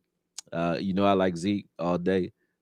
David Johnson got a lot to prove too, and we be forgetting David Johnson. He was in Arizona. He wasn't trying to kill himself playing. Y'all think he fell off? He ain't fall off. That offense fell off. When you got a rookie quarterback, everybody seems to have fallen off. Whenever you got a rookie quarterback, rookie quarterbacks who can't really play that well, or quarterbacks who got to adjust to the league, are usually talent killers. They're special position or specialty position killers. They are. When you look at like there's only a few of them that come in the league and they just match real well with the receiving core and so on. Because usually rookies got to learn a lot more. They got to learn a lot more as far as like the nuance of that offense. Rookie quarterbacks anyway. So that was a career killer, man. I don't think nothing was wrong with David Johnson. But who was his quarterback? And he was a wide receiver in college. So he's a receiving running back at that. On top of that, like he can catch the ball out the backfield, but he can just flat out run, man. If you give David Johnson a line and an honest, a keep him honest type quarterback like Watson really is, David Johnson free lanes, oh man, read options, he gonna kill, man. My team nice. My team nice. Yeah. CeeDee Lamb big plays. CeeDee Lamb, I don't know about his big plays first year. Um, yeah, Dez does deserve to be on the team, man. But I don't know how his big plays first year because I think we're going to use him shallow underneath a lot more. And if so, and also he's not like he's not necessarily a burner. So I know in the league they tackle a lot better in the NFL than they do in college. So we're going to see if he can transition that run after catch, that yak to the NFL. If he can, yeah, he gonna have a lot of big plays. I don't think he's a guy that like is gonna take the lid off of a lot of shit. You know, not every. No, he's not that. He's not a burner, but I like him though. The way he runs routes, he gonna kill somebody. Yeah. Gallup don't need no open up, man. Gallup is already like they said, he's a wide receiver one. We got three of them. Gallup's another guy who I think he's an X receiver primarily, but you can move him around. You can move him around too. Red blue strip on a Koye. I don't know what that means. Oh, you talking about the colors I got on? I don't know. Nobody throws like Warren Moon, in my opinion. Yeah, Warren Moon had a different type of arm, and that was a little nasty.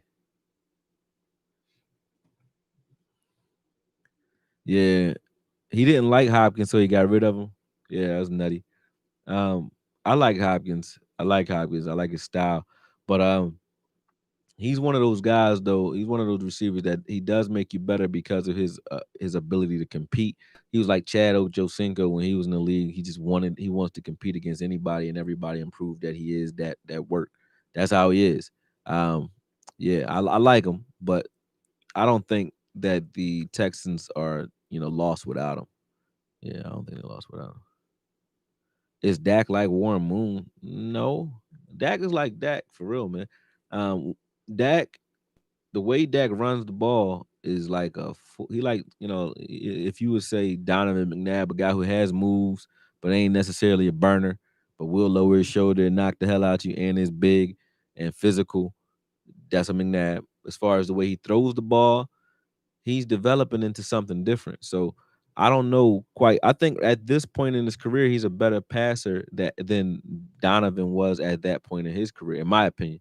Donovan always had a better arm, but he wasn't, pinpoint accurate, and he didn't have receivers, so you didn't really know what he had. So I think he's a combination of that and then something like new. He's something else, man. Um, you'll see a lot of if you want to compare him to somebody's career. Remember, Roethlisberger in the beginning of his career couldn't really throw that well, and then Roethlisberger became one of the better passers in the league, where he just was a pass first guy. Dak is looking like that now. I'm not saying his game is exactly the same, but he's tough to bring down in his own way. He runs a lot better, but he's becoming more of a he's understanding once he spreads you out, he's becoming more of a passer than he was initially in his career. So that's why I said I don't really have much to say about him because he's proven that he can make certain throws. But Warren Moon is a different animal, man. And Warren Moon had just a different type of arm, man. It's crazy.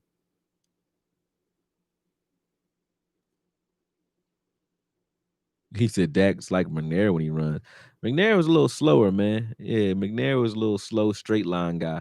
Dak be out. Dak flipping over people and all that, man. McNair was like he's just a big dude. He wasn't fast. He just was big, man, and he just would go. Yeah, what's up? What's up? What's up, Cowboy family, man? Always, always. Let's go. Let's go. He said, "Go Cowboys, man." Yeah, go all that. Let's get it. Let's get it. Y'all really don't want it in this league though, but I'm gonna go ahead and play along. I just gotta make sure I'm not in no other fantasy leagues this year though. That's good because I'm not gonna forget my lineups because when I got like 5 leagues, I'm not really paying attention to my lineup. It's like 12 o'clock. I know y'all ain't got nothing to do. It's Labor Day officially in like 6 minutes. So I know y'all ain't got nothing to do, but I ain't been on here in a minute, so I might just hang out for a second. And I don't know, maybe I'll give y'all like a few more minutes, depending on what y'all want to talk about, man. But I want to do a piece on like, our starters. I want to see who we have starting and then start breaking those guys down. I got a mosquito. It got you, motherfucker. Yeah. No, I think he got away. But want to start breaking those guys down leading up to the season opener. So yeah, that'd be cool. Ready? My Cowboys fan, he's saying what's up. Yeah, yeah. He said he already got ribs seasoned up for next week. Y'all be serious about that. I do need some. I need some distractions, man. Mark Holmes, yeah, he got some ribs probably ready to go too. Yeah, it'll be good hearing what everybody got to say about football. I did this on purpose though. Like I wanted to really like come back with fresh eyes. I did it on purpose. I haven't really been watching anything on purpose football related because I wanted to come back and be like excited. And I have been. I did, like I said, I did Worley's breakdown. I've been working on it, and I've been excited just watching Worley. And I'm like, Dag, that's just Worley. I haven't even gotten to some of my favorite players on the team yet. I don't even know Daryl Worley, but getting to know him has been fun because of his attitude. And if everybody kind of has that attitude, though, very competitive. We got a competitive secondary, we got a competitive team. Everybody's like kind of aggressive. And then Nolan is a militant ex Navy SEAL looking motherfucker, man. Like I just think that our team gonna be a lot tougher. You got a lot of men, grown ass men on this team, and they gonna be in position to do what they do, which is exploit the man in front of them. not we gonna play cover three no matter what. I was like, what are you doing, man? I was so mad at Rashard for dropping the ball on that because he was lean. It shows that he thought that the scheme itself was superior to the players, and the scheme is not superior to the players. The players are what create the scheme, not the other way around. Now you can come up with a scheme that uses certain types of players, and you can draft those players in those positions if the scheme is already proven to work a certain way. But just like Dick LeBeau did with Troy Polamalu, when you have a guy who kind of fits in a unique way, you don't say, "Hey, I like single high safeties because I play zone blitzing schemes. I need my safeties." Man, you don't try to use Ed Reed in the same way you use at Troy Polamalu. You let Ed Reed do what he does best, which is, now you have to play some single high. So you might use some cover three or cover one because of that, because you got a guy out there who can play both hashes. If you got a guy like Trey Polamalu out there, you got a guy who's like, listen, man, you got to be able to play defense with 10 guys because he might see some shit and he's going to abandon what you told him to do. But, 7 times out of 10, he's going to be right. So you got to let him do it. So dudes like that, you got to adjust your scheme to suit the type of player that you have, man. And when you're not doing that, that's some bullshit. Yeah, yeah. He said, "Yeah, Nolan is X. Get your ass over here." Yeah, yep. That's exactly how he is, man. Ex Navy SEAL, man. He look like he'll give you that work, man. He not playing. Yeah, he ain't. It ain't. He ain't even playing. Like if Nolan wasn't. Matter of fact, when he's not if he wasn't coaching football, because even when he not coaching football, Nolan looked like he hunting some shit. Like you would see this dude in the back of his house. I wouldn't be surprised if he's not a fisher, because he don't seem patient. I think McCarthy is a fisher. He probably fishes on the weekends.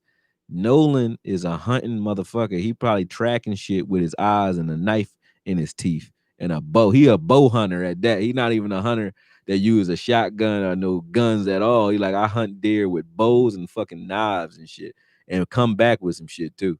And think that you're not man enough if you can't keep up. He one of those dudes, man. Like a man's man. Like Bear, who that Bear Grylls? Bear Grylls versus the nature. That's Nolan, man. Nolan fucking pick up. He walk around with fucking pipes and shit. He don't smoke. He smoke fucking pipes with tobacco. You know what I'm saying? All type choose tobacco type mother. Clint Eastwood looking motherfucker, man. Yeah, man. Yeah. He said LeBeau let Palo. Yeah, he let Palomalo do what he needed to do. Um, all those linebackers, Brian Dawkins is not Brian Dawkins without Jimmy Johnson. See what I'm saying? So you can't just say, like, if you said Brian Dawkins, hey, play single high, he's an average safety if you had him playing single high or playing 15 yards off the ball because that's what your scheme called for. You say Brian Dawkins likes to wreak havoc. Just let this motherfucker move around. When we did with Roy Williams, that was a disservice because let this dude just run and hit shit. That's what he does. Let him hit shit, man. That's it. Just tell him stop doing a horse collar. He did that, and just let him hit shit. But when you just said, when he got back with Zimmer, I remember nobody remembers Roy Williams when he got back with Zimmer when he played in Cincinnati. I remember this. You can look it up. Look up Noshawn Marino coming around the edge in Denver, and Roy met him on the sideline. If y'all really follow Roy Williams, if he was a Roy Williams fan, then you know about this hit. But Roy was taking names when he got back with Mike Zimmer in Cincinnati. He was catching bodies until he broke his arm again. But he knocked Noshawn Marino out cold on the sideline. Nobody remembers because he was already on the sideline, so you didn't know he was knocked out because they just cut to a commercial. He knocked him out cold on the sideline. Noshawn got up, his legs weren't working. He was killing dudes. Then he played Green Bay. He knocked the hell out their tight end. He flipped him out. I think it was the dude that kept getting concussions in the first place. He gave him one, but he was just taking names, man, catching bodies. So it was like it wasn't nothing wrong with Roy Williams. You just had to get back with somebody who knew how to use him. Zimmer was his coach when he was a rookie. Got back with Zimmer. Zimmer used him right. Brian Dawkins, same thing. Brian Dawkins with Jimmy Johnson, he was a beast. That's just what it is, man. You got to have guys who know how to use the players the right way. Imagine Greg Lloyd not being with a Dick LeBeau type guy, and he's like, you using him as an outside will linebacker in a 4-3 scheme, and you saying this is how our linebackers play. It's sort of like what you're doing with Jalen. Jalen is like a Greg Lloyd type of guy. He can cover a little bit. He can cover pretty good. He covers better than Greg Lloyd, but he can pass rush, even though, and his temperament is go forward and kill some shit. Greg Lloyd is like a martial artist or something, real shit. He's an instructor off the field, but he was crazy like that. And I like Smith in that same regard. Like he's a athlete that has actual skill to go with it, and he's smart too. So that's a hell of a combination when you got it. Like Dez said it when Dez was here. He said, "Hey, this dude, even though he's hurt, you can tell he want to hit something." He said, "I like him," and then it was like the first thing he knew about him. Like and to this day they still cool, but that's the first thing he thought about him. Like this dude coming to bring the heat every time, man. You said Ed Reed was the greatest. Yeah, he might have been one of the best, but out of that time, in that time period, you had Sean Taylor, you had Roy Williams, you had Ed Reed, Brian Dawkins, and you had um, Troy Polamalu. But out of all those guys, like I said, they said Roy shouldn't have been in listed. They kind of disrespected Roy, but I always said Brian Dawkins had his same defensive coordinator his most of his career. Ed Reed. Ed Reed was like he had Ray Lewis, who was really the defensive coordinator. Even though they changed defensive coordinators, they never had anybody who came in and kind of changed Ed Reed's game. He was a guy that could play single high, and he would trick quarterbacks into doing certain shit. So he would get plays that other safeties wouldn't. So he was still doing his thing. And then you had Dick LeBeau with Troy Polamalu the entire time. Roy was the only one who had to keep rotating defensive coordinators and new schemes. He was on the ball with Zimmer. Then Parcells converted all the way to 3-4. He was about 15 yards off the ball. And then after Parcells, they had him or late in his career, I think, at the end of his career. I don't know if that was Parcells or Garrett's beginning. I'm not sure. But they had him out 20 yards off the ball, saying that he's getting burnt, like he got burnt against Santana Moss twice. That wasn't his man. Why would Roy Williams be on Santana Moss? Period. Those were stupid ass plays. But yeah, Sean Taylor would have been the greatest because of his ability to cover. Yeah, and the way he hit, like he was. Yeah, it was Jermichael Finley that got knocked out. You right, Ready Red. He was knocking dudes out, man. Yeah, he was a hammer, man. I love Roy, but I still love Roy Williams. Roy Williams is the reason that this is still behind me. I'm not playing. I just stopped watching football in high school. After I stopped playing football, I quit in my senior year, and I just didn't want to play anymore because they try to. My coach was just an asshole. Excuse me, because he did. Rest in peace, man. He wasn't an asshole. He just didn't like me. Put it that way. But we ain't gonna get into that. But anyway, when I quit, I just didn't want to watch football. I didn't care about football, man. But I watched him make that play, that Superman play against Texas. When he caught the ball, he knocked the ball down, and then it was an interception or whatever for a touchdown, ended the game. I was like, who the hell was that? And then I start paying attention to this dude. I was like, yo, he's a killer. And then when he got to Dallas, I think it was Thanksgiving or something. He knocked out Marshall Faulk his first year. I was like, damn, who the hell is that boy, man? Roy was a animal, man. That's what I like in safety. So I can't never disrespect Roy because he brought me back to football. He brought me back. I used to like Dawkins though. Dawkins when he was punching Ricky Williams in the rib. You remember he punched Ricky Williams in the rib? He broke Ricky Williams' ribs, or he was just I don't know. He acted like he was punching at the ball, but he just kept hitting him in his ribs, man. Dawkins was a dirty dude. He played like Philly dude, man. Even though he's not from Philly, he played like Philly. And Worley, you getting that in Worley. When you see these beards, man, when you see these beards and these dudes got the short haircut and the beard, that's Philly all day. When you see that, you're gonna get somebody that's aggressive, that don't care, and that's ready to work. Like we be rocking it. Like that's how people are in Philly. They will rock. They don't care. Everybody think even the nerds think they tough. Cause I'm a Philly nerd. I'm not a hood boy, man. I'm from the hood, but I'm what you consider a nerd. You know what I'm saying? But I will still beat your ass if I can. And I'll take mine if I gotta take it. But that's how Philly dudes play football, play everything. They very competitive, man. Most of the shootings late at night is probably gonna be at a basketball court if you leave a light on because I don't know, they don't like to lose.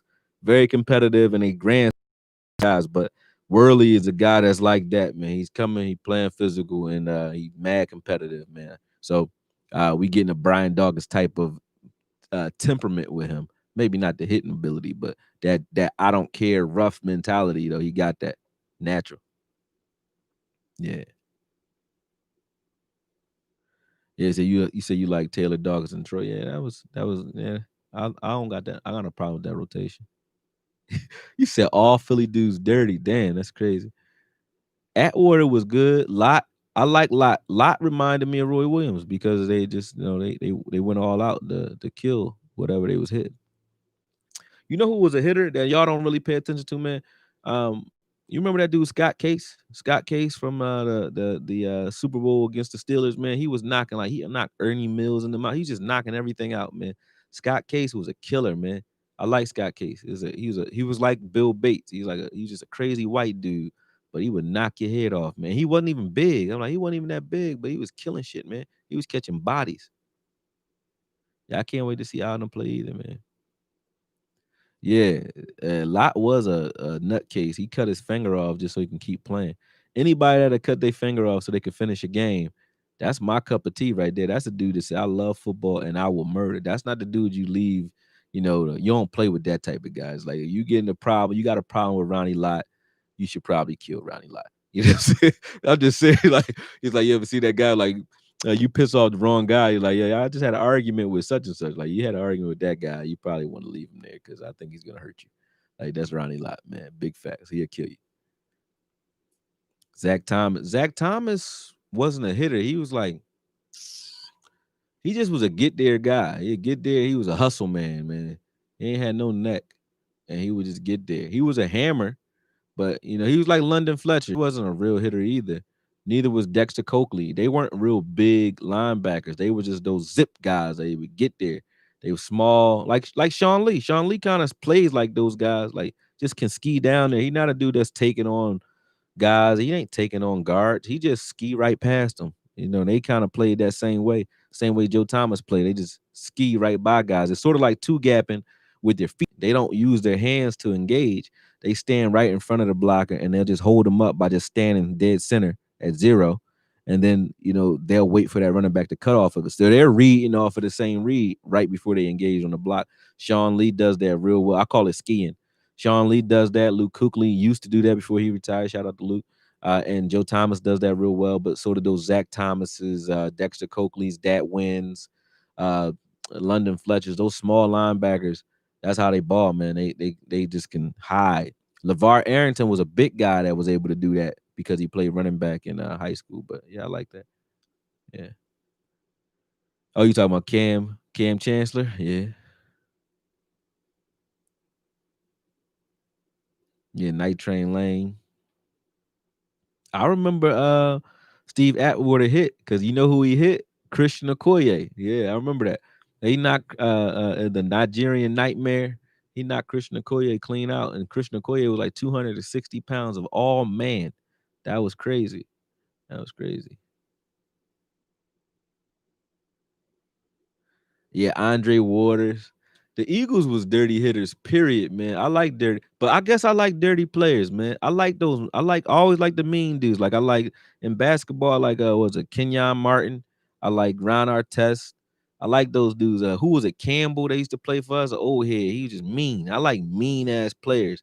I like Greg Lloyd, Kevin Green. I like those guys. I like Charles Haley. Roy Williams, Darren Woodson. Even though Darren Woodson was very nice, he would still knock the shit out of you. He's like, like the Rocky Balboa guy, like all American face, smile, but he was a killer behind all that. Like Ronnie Lott a little bit. And Roy Williams. Roy Williams sound like he was, if you went to lunch with Roy Williams, you think he was like a little, softy. But then he get on the field and take your head clean off. Don't let that voice fool you. Mike Tyson, same type guys. Like they sound soft, but they'll kill you. But yeah, but I like mean players, man. I like them. I like that's why I like Dez. I like mean players. You got to be because when you play football, to me, it's like the ultimate competition other than boxing and maybe MMA. Like football is that, man. Like you got to be nasty. Eric Williams, he was a lineman, but he was viciously mean. Leroy Glover, I like those dudes. Who else was a killer that I liked? Barry Church was a mean ass dude too. Um, yeah, I like that. I like that. I like those dudes that set the tone on defense or wherever. Even Demarcus Ware. Demarcus Ware was nice when he spoke. He had that Darren Woodson type of approach too. He sounded nice. He seemed like an all-American, nice guy. You want to go, you want him to marry your daughter, that type dude. But you can tell, don't nobody play like that if they're nice. You're not nice. You can't play like that and be a nice dude. Like you are halfway, you got a split personality because you halfway psychotic to play the way Demarcus Ware would play. These dudes is just crazy, man. Bruce Smith was a preacher.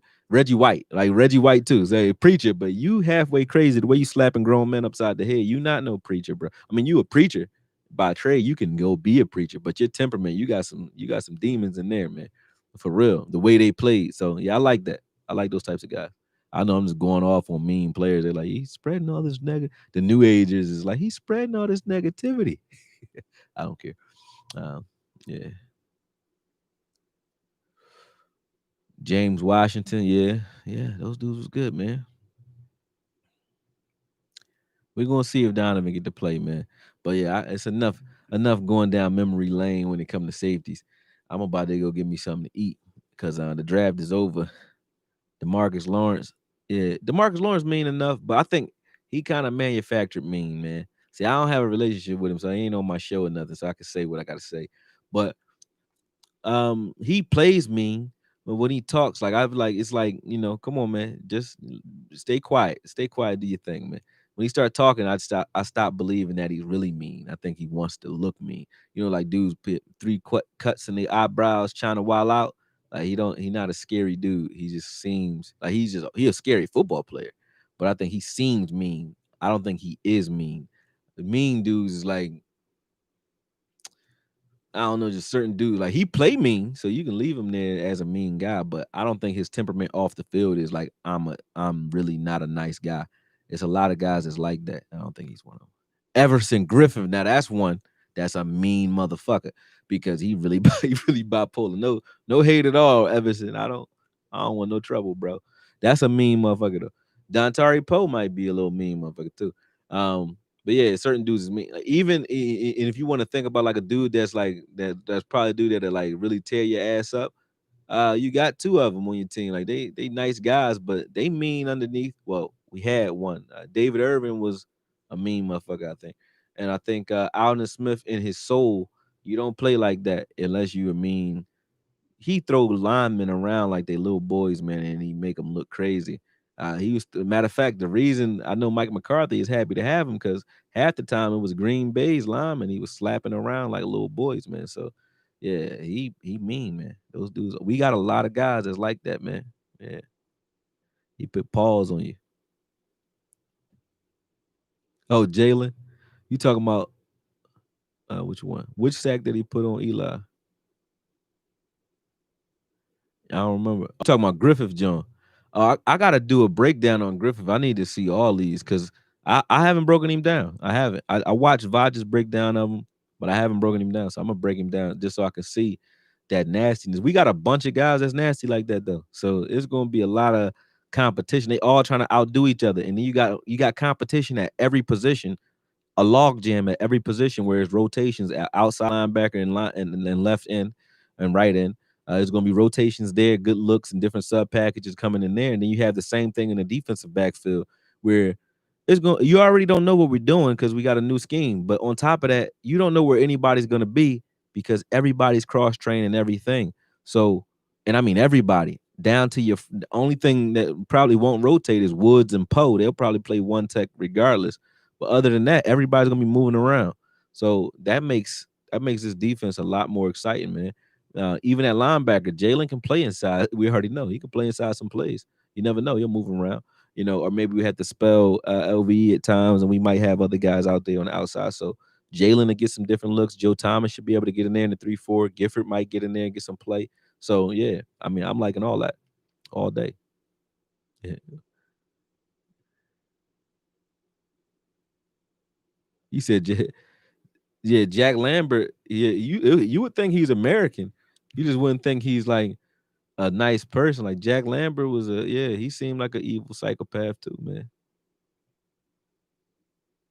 Yeah, this D line will be top 5 in sacks, bro. I agree with you.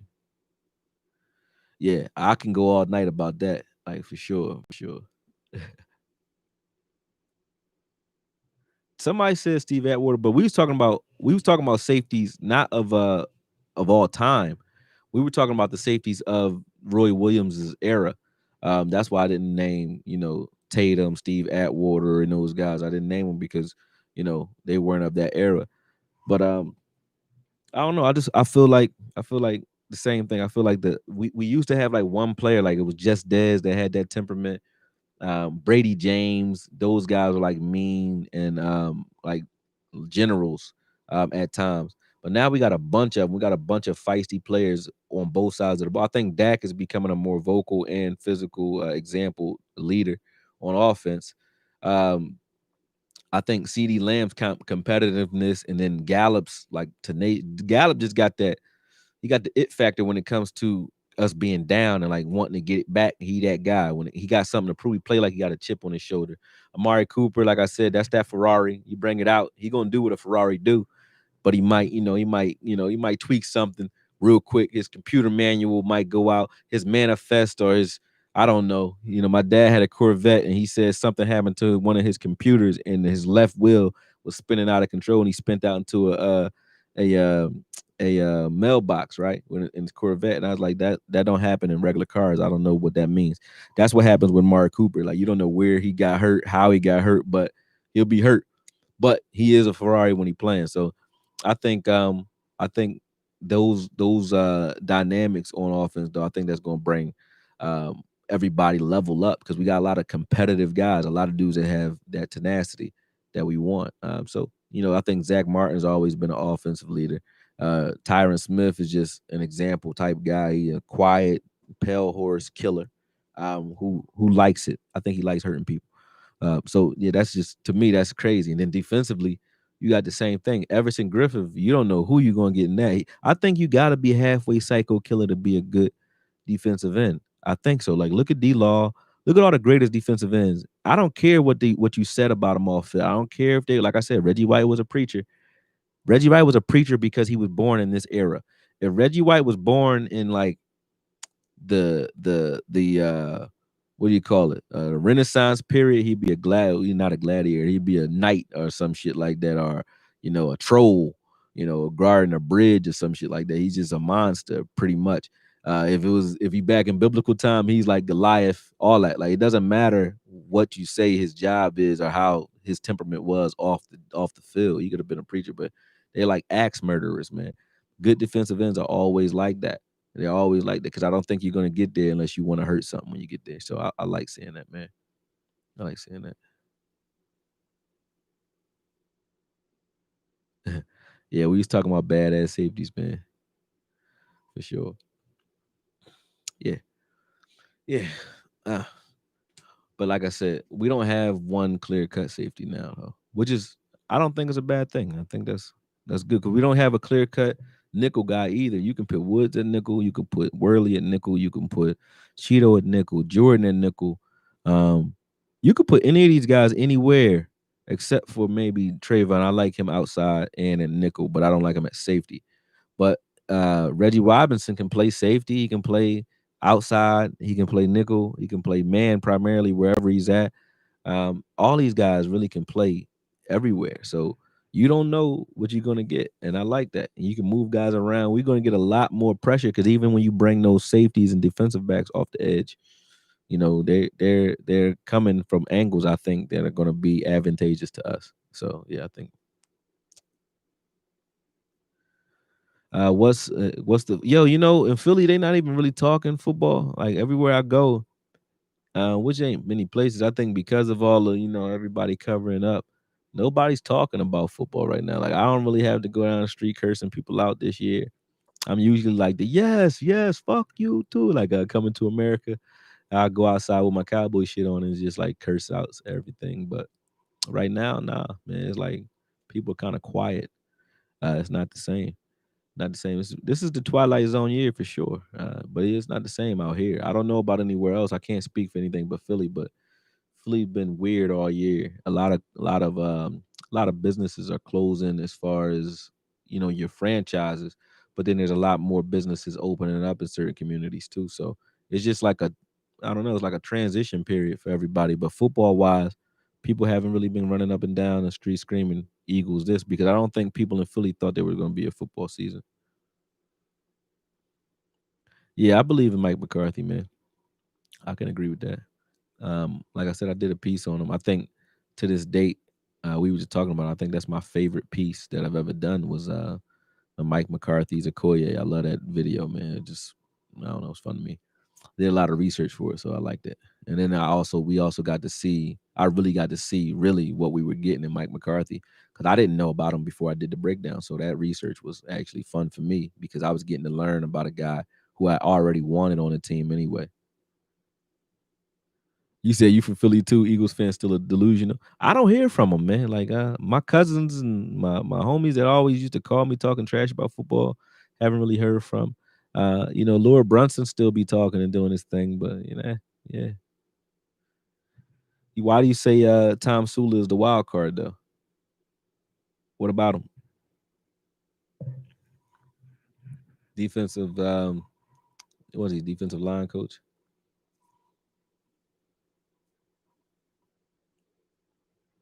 Ready Red.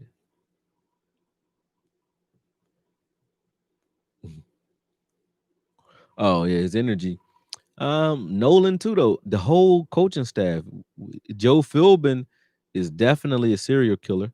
Then you have Nolan, who is a Navy SEAL. I wouldn't be surprised if he caught a couple people in the backyard that didn't make it home. Um, then you got Tom Sula, who looks like he's Italian mafia or something like that. And we got a lot of guys that's like, they don't look like they cut from a straight cloth, if you know what I mean. So I like our temperament, period, because you can see it.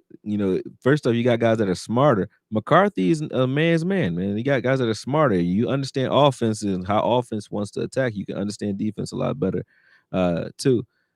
Yeah, Tom Sula got mob ties, bro. Yeah, all our coaching staff look like they got bodies except for our defensive backs coach. Even Al Harris, he looked like he do that Haitian voodoo, man. Al Harris is a consultant. I don't even know what he is. What is he? I don't know, but he's a coach and he's a beast too. We need to add Earl.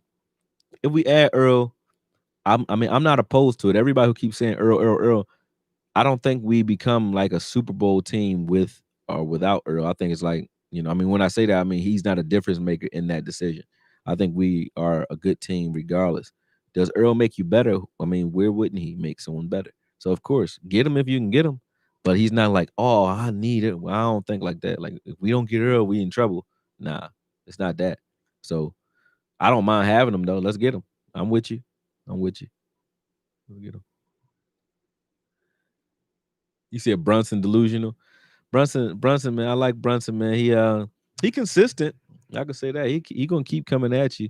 He keep believing, and I know they really believe that's what got him through, that year. I think Meek Mill's song is what got them through. Meek Mill's being in jail and being incarcerated. He was like the Nelson Mandela of the Philadelphia Eagles that year, and him being locked up, I think it inspired so many people that in Philly maybe rose to the occasion because of that. So, but Meek Mills can't get arrested for wheeling bicycles every year, man. So I don't think it's gonna happen for y'all again, man. That's just what I think. But what I think isn't always reality to others. To me, it is, But maybe the sun will shine on the dog's ass again, and the Eagles will get another ring at some point. Maybe, but then you still got what 3 more to go after that, you know. All right. So the Eagles' delusions of grandeur, um, they were delusional before they won a ring, which was crazy. They thought they were like the greatest thing since sliced bread before they won a ring. Had every opportunity. Andy Reid, all the respect in the world, but they wouldn't give this man tools to save his life. But had every opportunity to win maybe 4 or 5 Super Bowls. They kept giving them away to dumbass teams like Tampa Bay. At that time, they went through Eagles to win the Super Bowl. I think Carolina went through the Eagles to go to the Super Bowl. Um, Everybody was like, all roads go through the Eagles. Y'all was like the redhead stepchild of the league. Good enough to come to the prom, but not good enough to dance with nobody. Y'all was like that, man. It was just crazy. It was sad, It was sad because I knew a lot of Eagles fans during that time too.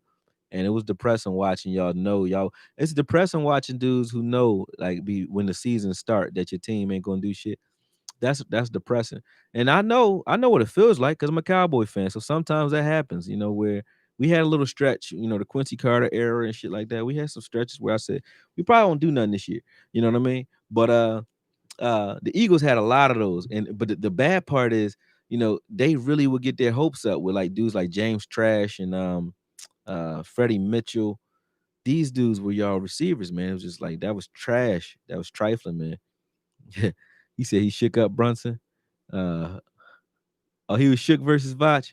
Oh, that's crazy. That's crazy. That's because Brunson understands, man. He can't talk too much because he know his team is, like I said, the sun shines on the dog's ass every once in a while, man. And they did okay. Yeah. No facts, just passion. But that's how Philly is, man. They'll hurt you for what they think. It don't matter it don't matter what's really happening. Like people be arguing feelings versus facts. Like feelings ain't facts, fam. But people will argue that shit with you, especially around here, man. They doing all kinds of craziness. Philly is different, man. They shooting women in the face down here, man. Let me get up out of here. I want to get my kids out. I'm from here, and I'm like, well, I was raised here, and I'm like, I gotta get the hell up out of here, man. And I love Philly. Don't get me wrong. I go anywhere I want, but you can't even tell your sons to do what sons do. I got 3 sons, and I'm like, hey, I can't even tell you, yo, somebody do such and such, you better knock them the fuck out. Like you can say that. You can say that. Yeah, they can fight. Yeah, that's cool. But they not fighting down here. Like little kids walking around with ladders in their pockets. So I'm like, man, nah, it's time to go. Yeah, it's time to go. You said you ain't see his Philly.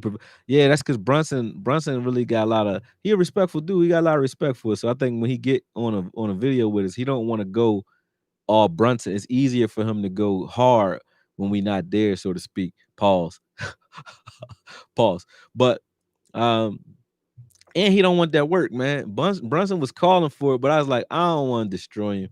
I didn't want to destroy Brunson because I like him. Like he a good dude. Like when you talk to him, so it'd be hard. And it's not like I wouldn't have played him or tried to play him, but it's like he wasn't saying nothing that like you could really argue with. What you gonna say? You so happy about your team? Like I was like, you just happy. You're exuberant about losers. You know what I mean? You can't get mad at somebody that's doing that. That's like getting mad at Rain Man. You can't get mad at. You seen Rain Man before? That's just God bless your heart. God bless your heart, man. You think the Eagles gonna do something? God bless them. Like, you can't get mad at that. That's not even fair. He didn't want to do nothing, man. So yeah, I love you, Brunson. If you out there, man, you keep your head up. Keep your head up. We gonna see y'all soon. That's all. That's it. I mean, what you gonna say? What you gonna say? That's how I feel about Eastside Harold too, man. He come here and he don't even understand how he look, man. He could argue, and y'all be arguing with Eastside. You don't argue with Eastside Harold. He's a Texans fan. Now you got to think about this, right? You know how many times I've gone and watched a live video of a Texans YouTuber? I'm gonna tell you how many times I've done that. Fucking never. Every cowboy YouTuber knows who Eastside Harold is. Now he rep his team. He come over. He's very loyal to the Texans. But you got to understand something in his heart of hearts. Understand something that it ain't shit going on with your own team. So you over here with ours, bro. Do you see that? I don't argue with Harold. Why? Why? Why would you argue with Harold? It don't make sense. It's not fair because he's over here. You over here. We don't know what the Texans are doing right now. I don't know what they doing over there on their live chat because I ain't going to fuck over there. So if you over here, you already fucked up. Why are you here? Why are you here? You know how many Eagles fans? I respect all the Eagles YouTubers out there. Other than Brunson, I've watched him because I know him or I go see him and I know he talking shit. So sometimes I was about to do a breakdown on him, but I just said I'm gonna leave him alone because I like him.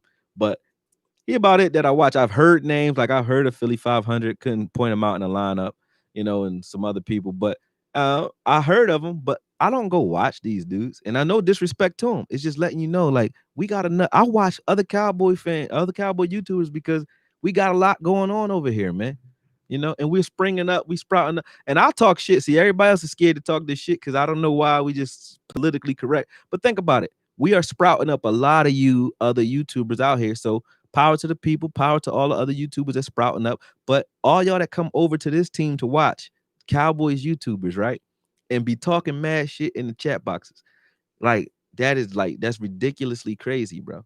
It's like the drunk guy that comes to the bar, or the guy that goes to the bar and go fuck with the cops. It's like suicide by cop, you know what I mean? He's here because he feels bad about himself and his team. That's why he's here. You don't hurt that guy. You know why he's here. He's here. He's trying to set you up, man. He's setting you up to kick his ass, man. You don't do that. You don't do that. You don't just give him what he came here for. You got to show why we are the bigger people in the first place. Show some dignity. Show some class. They taught us that you always shake the hand of your opponents. Why? Because you even if they pieces of shit, you show class. You gotta show class. You gotta do it. You got no choice. You got no choice, man. Yeah, man. Going crazy. I can't keep with all the cowboy channels. There's so many. Yeah, it's a fact.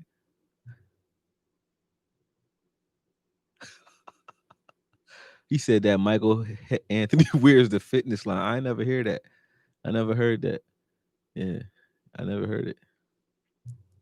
Oh, that was a crazy line though. I think about it.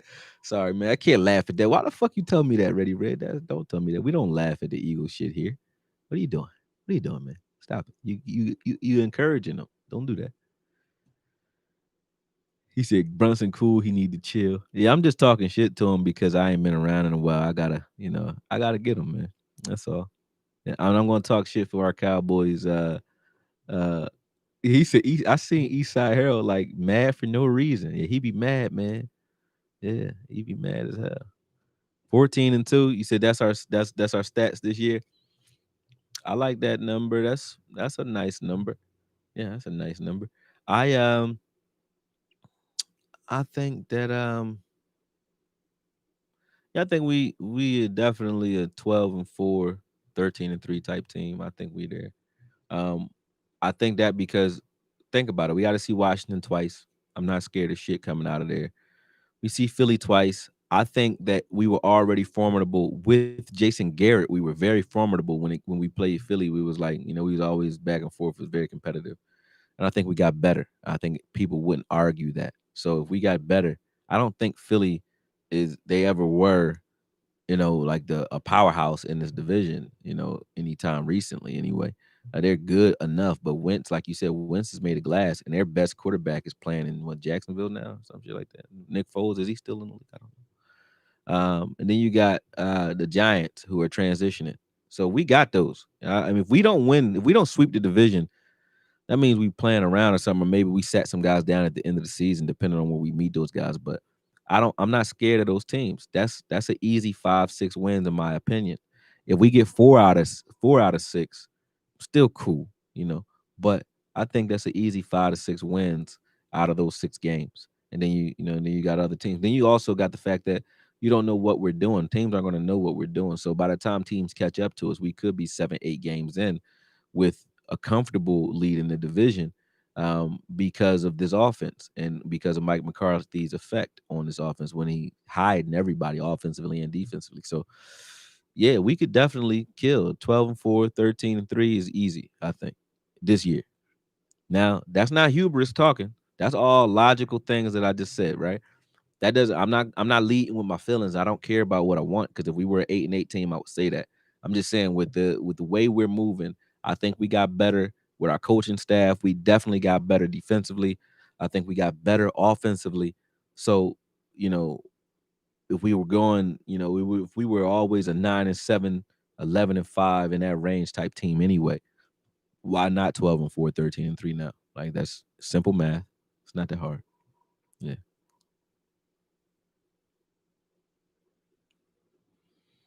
Let me see. Yeah, there's nobody that I'm scared to play. Nobody. No, we don't. How do we have a tough schedule when we got a whole division full of bums? And I mean that. The Eagles. What do you I mean, y'all our toughest competition in the division. I'm not scared of the Eagles. They not, they more scared of they built their team to try to stop us. I don't think we built a team to try to stop the Eagles. You know what I'm saying? They built their team to try to stop Zeke every year. And now they have to stop Zeke and Dak, which they never do. So I'm not scared of the Eagles. The Giants, I'm not scared of young quarterbacks with running games. I'm not scared of them. The defense is in shambles. Coaching staff is trash. They got Jason Garrett. Enough said. Um, not scared of the Giants. And the Redskins, they don't even have a name. So they don't have an identity.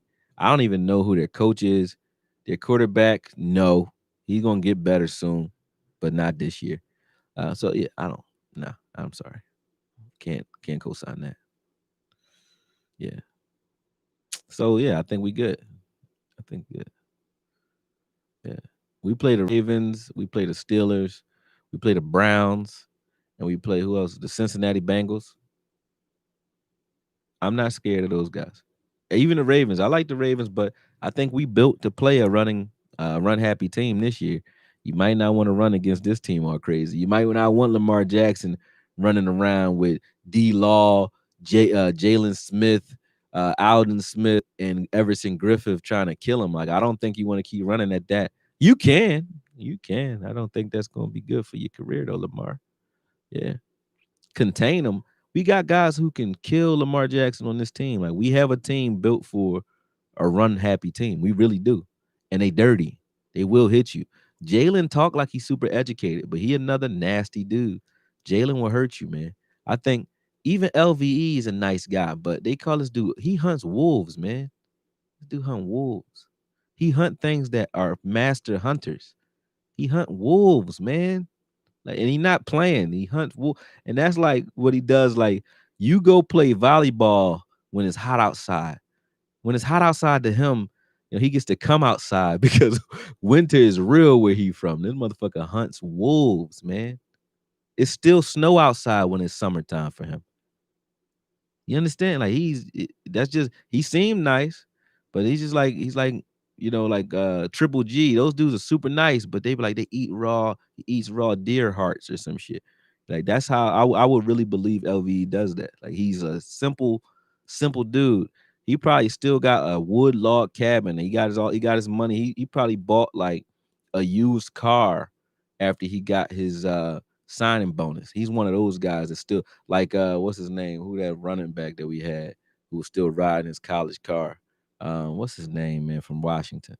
Always did the, what was his name with the back? What's his name? I don't remember. But he was just here. Um Shit. See, that's how he was. Yeah, Alfred Morris. He was a dude that everybody's supposed to know. But he's one of those lunch pail dudes, man. Just seemed like you don't do much. You drive old shit and chill. Like, LVE probably never bought nothing new at all. He probably bought a horse so he can hunt wolves. It's crazy, man. When you say you hunt wolves and you really do it, and you hunt them. You ain't say you interested. You dabble a little bit. You mean you killed a wolf once? He didn't say that. He said he hunts them. That means he did this multiple times. Multiple times you hunt wolves. Now, I hope you do it from the ground, but that's just crazy, man. Right? You don't think that's crazy? Yeah. Yeah. Oh well. Like, that's your main hobby. Like, yeah, hey, Rue Glock, what you do in the week? I know what you do on the weekends. You shoot shit, but I'm just saying. Like, we were like, what you do on the weekends, man? Like, you play Call of Duty? No, don't know what Call of Duty is. His internet don't work up there wherever the fuck he's from. He's from like Alaska or something, right? They get sun like 6 months out the year, and then the rest of the year is just darkness, something like that.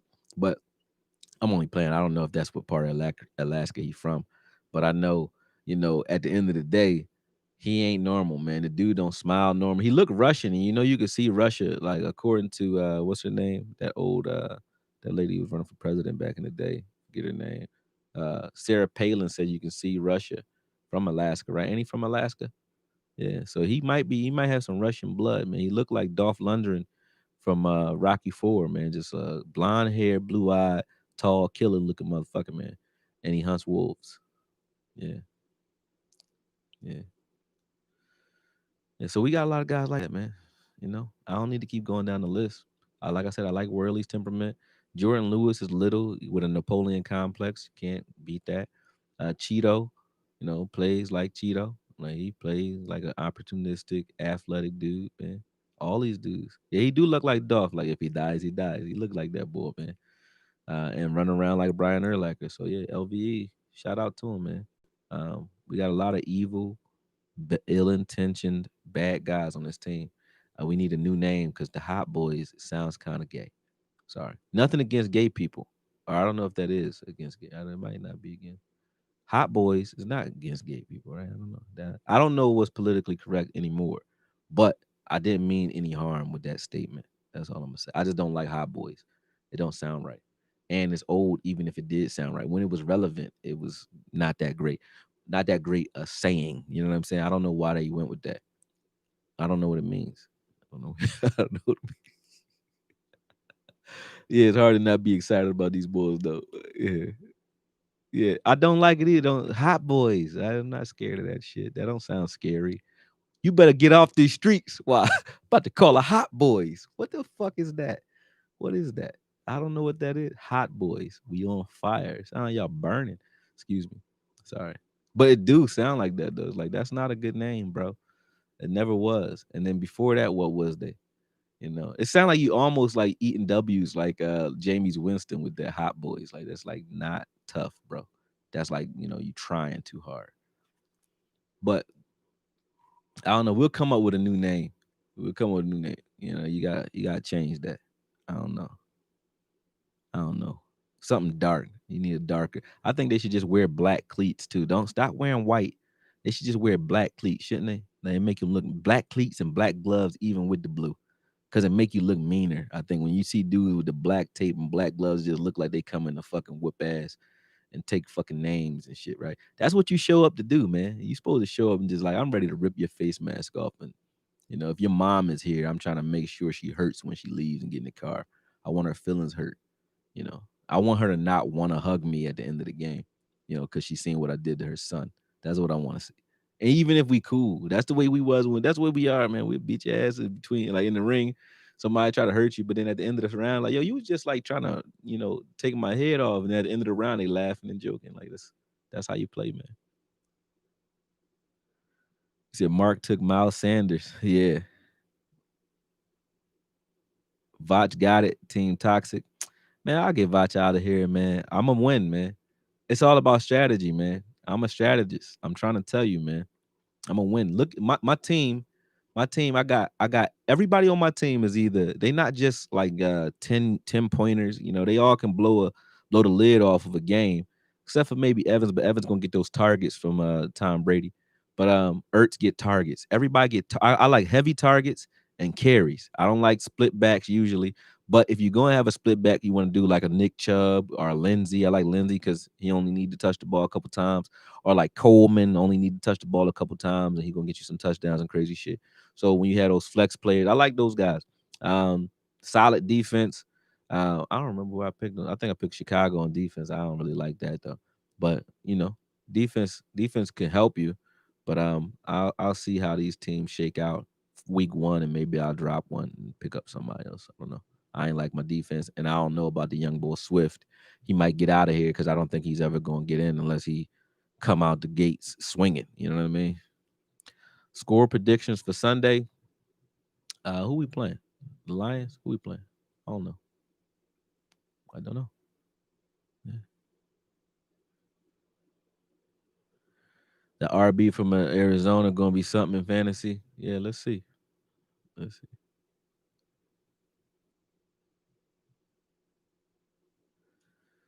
Yeah, let's see. Rams. Oh, we play the Rams. Yeah, they. I think, yo, this is something. This is a theory, and I think I'm right. I like that 34-14. The Rams are not scary anymore. And why? Because they got the last out of the wheels of Gurley. It's gone. It's over. So they got they got his last leg. And you realize that golf is not that good when it comes to getting through progressions. He's not honestly, I used to think golf was a lot better than Dak Prescott when I didn't pay attention to him. I was paying attention to Dak. When I started watching golf after they beat us in the playoffs, I realized he doesn't read. When I was breaking them down, getting used to that game, before getting prepared for that game, I realized he doesn't go through progressions because of all of the intersecting routes that they run. He usually only has to make one read because they're flooding that side of the field wherever he's looking. So he never has to make another progression. He's usually just holding the ball, waiting for guys to get open to one side of the field, one way or another, deep, intermediate, or short, or hot to the opposite side. That's what they were doing with him over and over and over again, right? So I think teams are on to that. They weren't on to it when they first started, but they caught up to him last year. And I think this year the Rams are going to be just nothing. Oh, you said Team Toxic is his name. I want to change my name to my usual fantasy name. And it's not because of 2020. This is usually my name. And maybe I wished it into existence, but my name is Apocalypse Now. That's my fantasy name. But I'm gonna use AKOYE because y'all don't know what that is. But Apocalypse Now is my usual fantasy name, man. And that means that when you see that something coming. DP Johnson, what's good? He said our whole D line is crazy, tripping on fantasy, talking about our defensive front. All our vets got reputations for being crazy and rap sheets to back it up. Fuck the hot boys. Team Toxic is the pass rush. Use Team Toxic. I don't like Team Toxic either, because Team Toxic sound like a bunch of divas, man. I don't like that. Toxic is not good. I don't like that. I don't like that either, man. It's not tough. Toxic sound like we poison people, like poison ivy or something, like bad Cheetos or stale something. It just sounds sneaky. Toxic don't sound like we just coming to rip faces off, man. Like, I don't know, man. I don't know, man. I don't know. Goat status. The goat status is too nice. Too nice, man. You gotta go back in time. You gotta think of something that's like Young Guns. That might be all right. Young Guns, that was cool. Like, we had some killers on Young Guns. For those of you who seen Young Guns, if you young, you might not know what Young Guns is. But Young Guns ain't bad. Uh, I like that because it plays into the cowboy theme and it's a little tough. It's still not. It's better than Hot Boys. Young Hitters. Young Hitters is just that's like too hood. They can't market that. That's not brandable. That ain't brandable. You can't do that. Yeah, I wish we still had Kayvon Frazier too, man. I think he would be what I wouldn't even care about Earl Thomas if we had him, because he would be that guy that we know we're gonna play in the box. I would like to see I would like to see Kayvon Frazier play here, man. I think he would have played all right. Yeah. Why you low key like the signing? I high key like the signing. I think the Brandon Carr signing was smart. I think I high key like it. Bird killers. Nah, man. Um, let's see. Yeah, I don't know. I'm gonna come up with a good name though. I think I'm gonna come up with a good name. It's gonna take me a second, but I'm gonna come up with. I'm gonna just start watching old film and shit and just start getting with it. But I'll come up with a name that sound like something, and then we just got I knew somebody was gonna say posse. If you don't get the fuck out of here, man, hell no, man, no, man. I knew somebody was gonna say it. It went through my head. And I was like, don't you dare say posse out your mouth. That movie was lame, man. Don't you dare say that shit. Hell no, hell no. Triple threat. What is that? That's basketball, man. No, that's not scary, man. Triple threat sound like a porno name. Sound like a porn star. Yeah, the posse, you posse ass, you posse. See, I don't even get in trouble for saying that. Posse. Yeah. Regulators, no. Regulators sound like your kidneys or something. It sound like something that's just like sound like a fucking gatekeeper. Regulate us, mount up. That's what we gonna say. That's how we go to 13 from Walnut for those of y'all from Philly. Regulators ain't the name. Night Stalkers. That sound like you from Netflix, like we stalkers for real. That don't Night Stalker sound like he sounds like a serial rapist. I'm sorry to say that the R word, but Night Stalkers is not a good name, man. That sounds pretty bad. It sounds like the dude that you ain't catch, like the Frankfurt, the Reapers. Mm, Reapers ain't so bad, but I don't like that. He said, "Hell no, Night Stalkers." Night Stalkers sound like it do sound like somebody about to get somebody, man.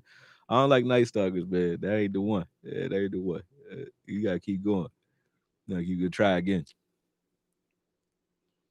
Yeah. We gonna come up with one though. When we do though, y'all gotta just keep saying it. You gotta keep hashtagging it until somebody catch it. And then once they catch it, X Factor is like a player. X Factor sounds like, no. Shotters is a good movie. Rue, I don't know. Rue, you Jamaican? You Jamaican, Rue? Because you act Jamaican, man. Yeah, you got your name Rue Glock, and Shotters is you watch Shotters. Not too many people done seen Shotters. So yeah, I know you're old head and you probably Jamaican. I don't care. You can be. It don't matter what your race is. You still Jamaican. You Jamaican in the heart.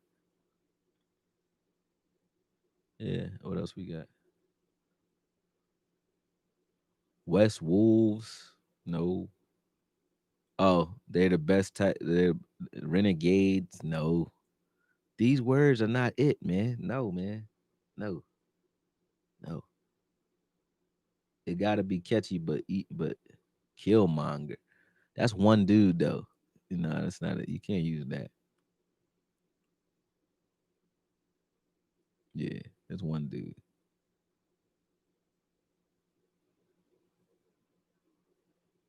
Take the what and leave the what? I don't know what you're talking about. Hustle maniacs. Yo, this is getting interesting. I don't know if I'm high or what, but this is getting interesting listening to y'all rattle off these names because let me know how crazy y'all are when it comes to these names and why y'all shouldn't be allowed to name shit, man.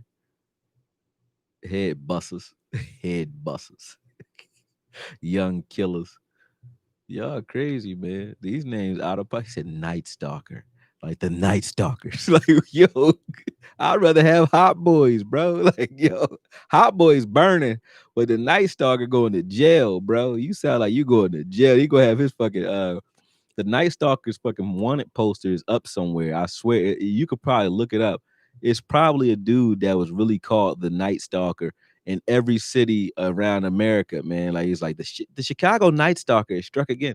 That's been on the news at least one time in the last 10 years. I guarantee it. That is not the name, man. Night Stalkers. Hell no. Hell no. The best line. That's the best line. Oh, take the what and leave the what? Oh yeah, that's the best line from Shadows. See, I don't even remember the lines from Shadows. That's how I know y'all Jamaican. I remember Belly though. Yeah, don't bring me scared business. Headhunters. Why would we name ourselves the Cowboy Killers? That's Jason Garrett. What are you talking about? And Scott Linehan. You fucking the names up. To give them their name back. Purge Squad. I like the Purge. I like the Purge by itself. You know, not Squad. Just the Purge. That's not that bad. It's not that bad. It's not that bad.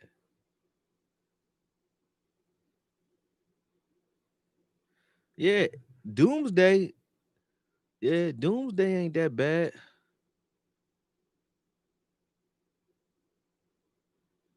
Like D-Day 2 or some shit like that. I don't know. Right. Night Stalkers. American side. Oh, it say 4444 and 2222. I gotta do a screenshot. Damn, that shit said 222222 44444 across the top of the screen, man. I might be an angel. I might be an angel. Y'all should screenshot this. It's history right here. Like, look at that. Cowboy, the cowboy assassin. That still sound like we're gonna kill the Cowboys, Montana. Sound like we're gonna kill ourselves. Cowboy assassins. Aren't we the Cowboys? All right, you got one. Come on, Cal Bundy. Let's hear it.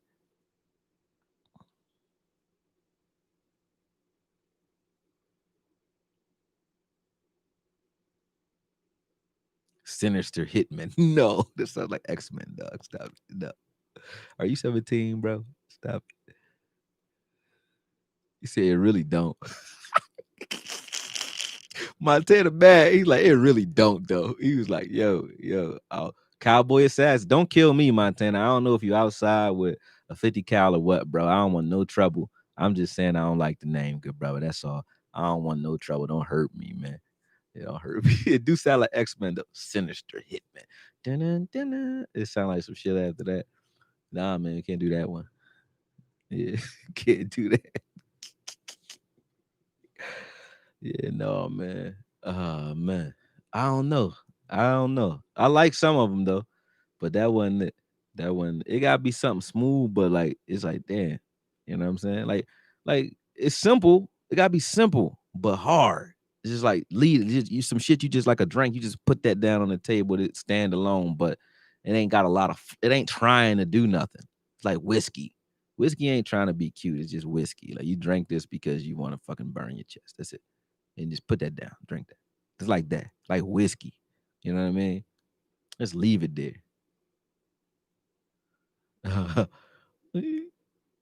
Oh man. He said, no, not a 50 cal, but a 50 stick. Hey man. Y'all young boys around here ride around with ladders. That's what they call them around Philly, ladders. It's dudes with handguns that shoot fully automatic around here. And they're 17 and 18 years old. Time to get the fuck up out.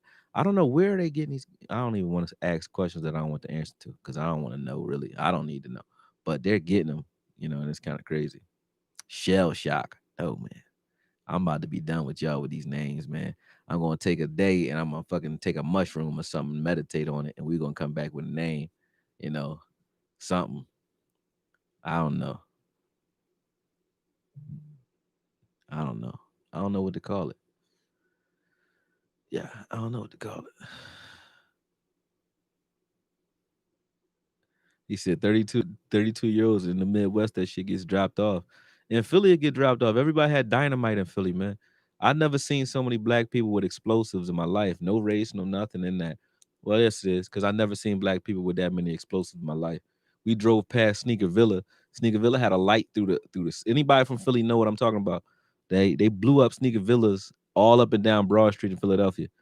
Don't nobody give a fuck about blowing up no sneaker stores, man. They was running in them, like our folks was running in them Jones to take shit, but blowing them up though. Who said I'm so happy I got all these free sneakers? I'm gonna come in here. I'm gonna blow it up. I'm gonna blow the building up. What? Who does that? Nobody does that, bro. Nobody ever does that. Nobody does that, man. He said Philly sound fun as hell. No, it wasn't fun, man. It wasn't fun. Yeah, we don't blow up sneakers, bro. When I seen that, I was they lying, bro. They lying. First off, we couldn't even. Well, we can get to the sneaker stores up north, but downtown, we wasn't downtown. We couldn't get downtown. Everybody know you couldn't get downtown. The traffic was circling everybody back up north, and everybody in the south was stuck in the south unless you wanted to go all day. You had to go 45 minutes out your way just to get to the other parts of the city because they had the center line of the city blocked off. So the only thing we blew up was ATMs. Not we. I had nothing to do with that. Darius ain't blowing up the motherfucking ATMs. But you understand, like black people were doing that, stealing Pampers and robbing, Targets and fucking Family Dollars and shit. But we wasn't blowing shit up, man. And we didn't start that shit. That wasn't us. I just saw, and no offense to this, I don't know what the Kenosha shooting. How is it that no hate, and trust me, I appreciate the guys out there who BLM. I'm not BLM. Whatever you want to do it. That's your business. I'm not here to tell you what to do. But don't it strike you as weird when you got more white guys? And this is not a racial thing, but since when have you seen more white people waving BLM flags than black people? That don't. This is like the Twilight Zone. That's like crazy. That's crazy. The dude who shot those three kids, the kid that shot the three people, was getting stomped. And he was getting chased with an AK-47. And he shoot two people, and two of them was white. And I'm not trying to make this racial, but how are you getting stumped at a BLM rally? You white, and you getting stumped by two white guys, and you shoot them. That don't sound kind of crazy? It was a BLM stomping that didn't involve any black people. That's weird as shit. That's weird. It's weird, man. Yeah, I'm glad East Dallas is peaceful, man. But there's some weird shit going on in this world, man. And I don't even like to use the word conspiracy theorist because it's like to me, it's like calling somebody crazy.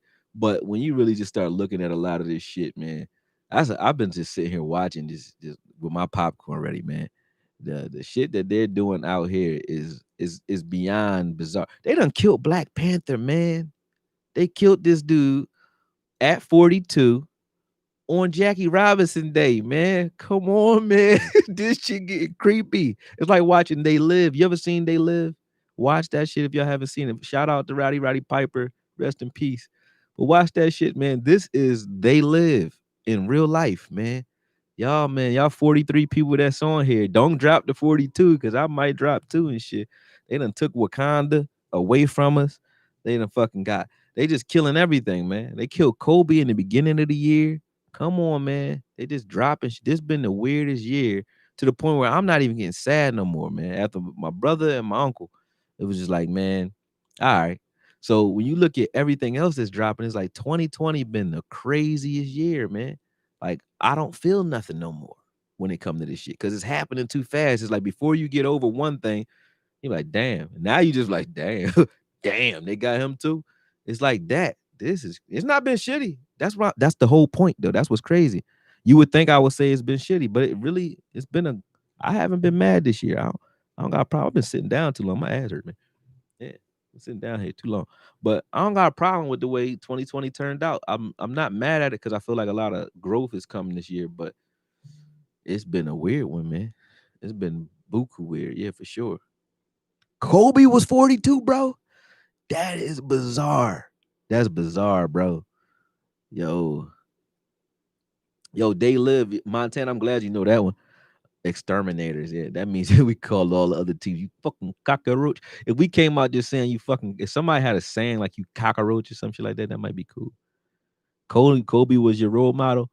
I don't know, man. Kobe was a sacrifice. Uh, he's a sacrificial lamb. Shout out to Kobe. Rest in peace, Kobe. But that was a little crazy too. All these deaths this year been. They say he was 41. Oh, okay. See, I thought that was bizarre. But yeah, he started playing basketball because of him. That's what's up, man. That's what's up. I ain't got no hate to say about that, but just been a weird year. Been a weird year. Yeah, I know. I know They Live was that shit, man. And this is really, if you haven't seen it, you should watch it. Watching that, watch Fear and Loathing Las Vegas. Watch Fear and Loathing Las Vegas, right? And then go back and watch some of the conspiracy theory shit, right? That talks about human trafficking. But go watch Fear and Loathing Las Vegas with Johnny Depp and Benicio del Toro in '97, and then put yourself in a frame of mind when you watch it, right? That um, you're not watching somebody who knows that the internet is present. So there was no internet. It wasn't prevalent anyway at that time when they made that movie. So it was like an inside joke for Hollywood. The movie got all that fanfare, but then you watch it and you're like, who the fuck? And really watch it now, knowing what you know today. I won't say any of the buzzwords, but watch it. And you'll be like, damn, that's a little weird that they got all that shit that we're talking about today in it, and it's almost 30 years old. See what I'm saying? It's crazy. Crazy, right? Weird, real weird. They Live was right on the money. Right on the money. And that was, I don't know, that was in the 80s, 89, I think that came out. There's a lot of movies like that. With the VR series, I don't know. Virtual reality series, I don't know. Yeah, They Live was dope. The fight scene in They Live, Roddy Piper versus Frank, that was a crazy fight. They was body slamming the shit out of each other, man. I was like, they really beating the shit out of each other for real. Like they was going in. That was a good fight scene. That was probably like one of the best fight scenes I ever seen in a movie. Was They Live, man. I think that was dope. But yeah, those movies you can watch. Watch In Time with Justin Timberlake. That was a good movie that kind of talk about what's going on right now. Bobby Boucher. Yeah, Bobby Boucher would be good. Waterboy was a good movie. Yeah, that's good. Bobby Boucher. I did we already had Bobby Boucher. That was Jeff Heath, man. I did a piece on Jeff Heath last year when he knocked that dude out from Miami. Oh, I was Alan Hearns actually. He knocked the shit out of Alan Hearns. Shout out Alan Hearns, man. I'll be like, yeah, man, you ain't shit. Like, shout out to ain't shit, man. Shout out, yeah, shout out to ain't shit. But yeah, Alan Hearns, man, that was a hell of a hit, man. Glad you're okay. But it's like he had bad luck. Yeah, that Timberlake movie was crazy, man.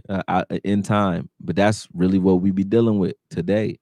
So once you start looking at it that way, I've been just watching that shit with popcorn. But like I was saying, Philly sound fun as shit.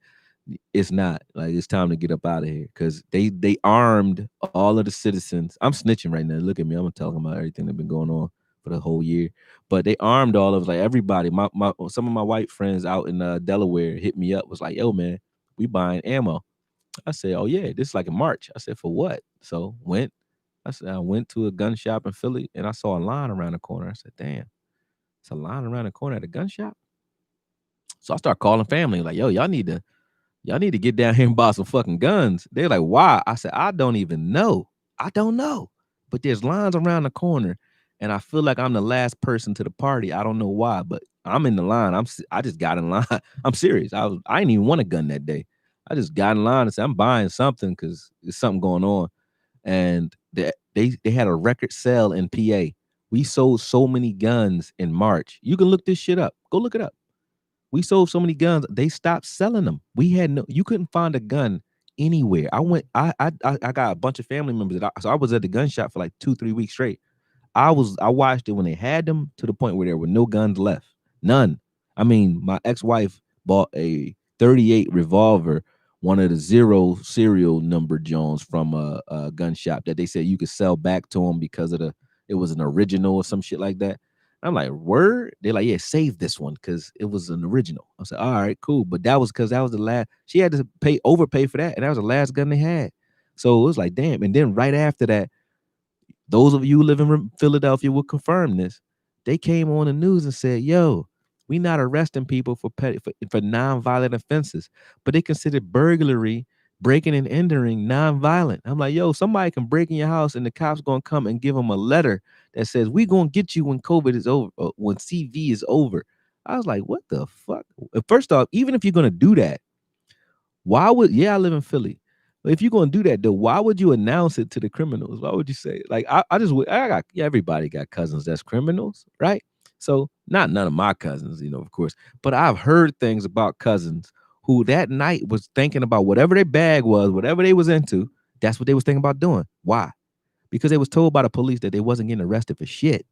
But then you know that all the citizens have guns, and the criminals already have guns. So the whole city is armed to the gills, and then you like, hey, ain't no crime. Literally, people was riding around the city playing the Purge music because that's what they thought was happening, man. No, I ain't watched Revolution on NBC. I don't really watch a lot of regular TV, to be honest with you. I watch YouTube if I want, or listen to audio books, or read books, or watch movies and decode them, but I don't really watch TV. I got series that I like Game of Thrones is cool, shit like that. Yeah, I don't know if you go. I mean, I know some felons who own guns. I think in Philly is if you got a non-violent offense, you can own a gun even as a felon. I think in Philadelphia, I know some felons who have guns that are legal. I don't know how they did. I think it may be their Act 235. I don't know how they got that either as felons, but I don't know. Yeah, I don't know. He said the government cut off the power grids. God damn. No, I ain't see that. Well, even if you could buy a rifle, we was buying everything. But what I was saying was like they armed everybody up and then set everybody against each other. Like, oh, y'all tried to set us up for something. People were going in. And when I started talking, everybody like, yo, you can't talk because that's this or So I had to just sit quiet because I wasn't thinking about shit, but what's going on in the city. Because it was just crazy. So I was like, yeah, I don't know what to say. Yeah. But I'm glad all y'all out there safe too, man. Like this, I know it's been a creepy, weird year for everybody. I missed everything and everybody. Trust me on that. But it was such a crazy year. I had to get my mind right, man. But shout out to those in the Cincy area too. I heard it's going crazy in Ohio too because a friend of mine he boxes. He moved from Ohio to Chicago. And then he moved from Chicago to Oakland. And I'm like, damn, you just going from one crazy ass city to another, brother. But yeah, man. Yeah. It's 1 o'clock. I still gotta go get something to eat. I'll talk shit with y'all all day if y'all want to talk, especially when we get into talking movies. I think last thing I don't know about the power grid. Oh, on Revolution they cut off the power grids. That's what you're saying. Oh yeah, man. Like, listen, I'm not. Listen. I don't even know if I want to say that. I ain't gonna say that. But all I'm gonna tell you is just ask questions and answer them. The same way we do with this show, we prove shit with the film. Prove shit with Google, man. Google is like a fucking genie. You can find whatever, almost anything you want. And if not, go to DuckDuckGo. But just find shit, man. Ask yourself some real questions like, what's going on with the mail-in ballot situation and who benefits from this type of shit. See what I'm saying? Like a lot of things ain't as they seem, and a lot of the people that people in general are rooting for. And I'm not political because I feel like this. Like here's a thing for you, man. Um, if for those of you who believe in the voting process, right? Then okay, you can say, okay, well, our people died to vote, and voting is this and voting is that, right? For those of you who believe that the government is this all-seeing, powerful thing, right? On the other end, which I think both sides have some truth to it, right? But if you believe that they're that diabolical, Do you believe they got a plan? They don't got a plan for if you. Oh my God, the people if they vote, it's over. They don't give a fuck about that. If they are that, if I'm just saying, if they're that powerful, which people think and say they are, which I can't argue with. Do you think they ain't got a plan for your votes? They got a plan for that shit. Now I'll still go do it, but I'm not like surprised with anything that happens, man. No, no, yeah. He said I ain't mailing shit. I'ma stay until I get in. I mean, you can get in. They like at the end of the day, it's like I said, I think right now with the way everybody's trying to get rid of the dude, I think we got one that's in there that probably ain't following the rules with normal politicians. I would agree with that because they're trying to get him out of there on both sides of the line. So when I hear that, that kind of make my ears go up. I ain't never been a Trump guy, but I just like, well, why everybody on Trump ass, man? Even people who not supposed to be, they supposed to like him. Hey, Republicans be on his ass. It's like it's just some weird shit going on right now. Twilight Zone, man. Twilight Zone. But hey, like I said, I won't get political on this YouTube channel. I'll create another channel to talk my political conspiracy theory shit. Cause I want to do our little podcast. Me and my brother was talking about that, man. We need to have another outlet to talk some AKOYE shit. So I will be doing that. Not maybe. I'm doing that, and we're gonna talk some shit because I feel like it, man. This was fun tonight. I'm not even drunk. If I'd have had some liquor in me, we'd have had some fun today. But I appreciate y'all jumping on. I know I don't advertise nothing because I just haven't been on it. But I'm here. The football season's starting, and I'm about to get real busy again, man. Yeah, I'm about to. He said, "Fuck Trump, fuck Biden too." Yeah, on God, he said, "On God." Yeah, I hear you, man. Yeah, I hear you. Yeah. He said, "Add you, please." You would drop some fire. I feel you. I got you. On God. Oh man, man. I ain't gonna get in that argument with you because you gotta prove what you say with the film around here, brother. You know, and I can prove some shit. I can prove some shit for you. I appreciate you too, Rue Glock. Yeah, but I can prove some shit for you. I can tell you that. So when you're looking at it like from that standpoint, man, fuck all of that. I'm talking about like the country in general. Everybody's sleeping and not paying attention to what's happening here, man. And it's to a point where now it's like I said, I want to get the fuck out of Philly. I tell you that. So I'm out. He said the earth is flat. There you go. Like that's thinking outside the box, brother. Go ahead, get him. You know what I'm saying? We win the Super Bowl if the earth flat. So agree with him or not. I don't know which one you want to do. But all right, man. They said if nobody voted, what would they do? They would select right. No, if nobody voted, like, listen, bro. I just do you think that the president is the president? Do you think they do what they want to do? If you think that they do what they want to do, then okay, okay, vote. If you don't think they do what they want to do, and you think Congress runs them, then you're wrong. If you think there's somebody behind them running them, then you right, probably. So what the hell? The same people are gonna be running whoever you vote for. To me, and we still vote. I'm gonna vote, and I've always voted. I'm not saying I'm an anti-voter, but for those who go all in and say it and treat it like it's the gospel, like stop it. Come on, fucking crazy, crazy. All right, man. You got early football practice. Get on out of here, man. Yeah. Yeah, I see you ready. I know. It's good to be back, man. Yeah. Money controls our government. Yeah. And we ain't gonna have much of that more. You already know, Andrew. You bet like me, man. You're a gambling man. So I know you paying attention to that bread. You know what's going on with the currency, man. So yeah. Uh, yeah, man. Yeah, it's gonna be fun. It's gonna be an interesting 2021. I tell you that. We're gonna see. Um, We're gonna see how much of this shit comes true that I'm thinking. I got a lot of predictions, and I ain't been wrong yet this year, which is crazy. I'm fucking batting 1,000 out this bitch, and you know I don't talk shit unless I can back it up. So yeah, man, it's gonna be an interesting year. But you said Okoye, what's your spiritual beliefs? Um, that I don't know. I was raised Christian. I don't like to label that though. I think I would say I'm spiritual. I don't like to put a label on it because I'm not afraid of anything. So I'll read everything. I've read the Bhagavad Gita, the Torah, the Tanakh, the Pistis Sophia, the Bible. Read it all. Yeah, I read it all.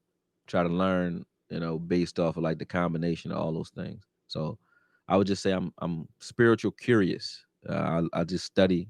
I study ancient theology, like everything, everything, um, everything. Even just I'll give you a tip though, something that you guys can do to like find some of that shit if you want to get what I do like as a hobby. Look up the oldest languages, man. You ever think about that? You know, if you ever think about the fact that history is not what we think it is because of labels, right? You call Egyptians Egyptians, but what did Egyptians call themselves? You call Native Americans, first we called them Indians, but what did they call themselves? What did they call America? Because this ain't America, is it? Because you can't come to somebody else's house and rename the shit and then start calling it that retroactively. You can't do that. Ancient Greece, for those of you who are Greek, that's an oxymoron because Greece ain't ancient. What was it called before it was started being called Greece? It wasn't called Greece. Africa, Scipio Africanus doesn't predate the continent of Africa. So what the fuck was that called by the people who lived there before you started calling it something else? You get what I'm saying? Like when you get into that, I dig into that type of shit and I go all night, man.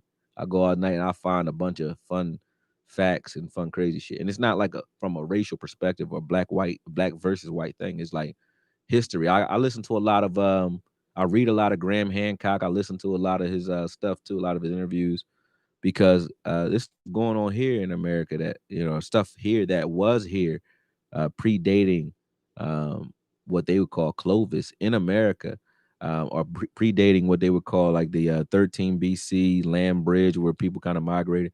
They got stuff here that predates that, and he talks about that on a great deal. So I like to dig into shit like that because history, when you go far enough back, it's freeing because there's a lot more truth in it because there's not a lot of wiggle room for the bullshitters, man. So yeah, I like stuff like that. You said Flame Brunson just one time, bro. I might baptize him one time. I don't know. He ain't done nothing to me, man. I ain't messing with no other drafts, man. It's the only draft I'm playing with. So no, I ain't messing with Leonard Fournette in no draft right now because I don't like when a running back or anybody starts off a season with uncertainty. Because you're not gonna get the same level of productivity when somebody gotta change teams last minute. Usually it's not gonna go well. If there is a position where they can do it is running back because he gonna get the ball. But I don't know, man. Yeah, I don't know. Yeah. But that's it. Any other questions before I get up out of here? Y'all always ask something right before I say end. I've been trying to end this joint for like an hour, right? Yeah, I said it's like 12:30. That was almost 1:30. Yeah, don't matter.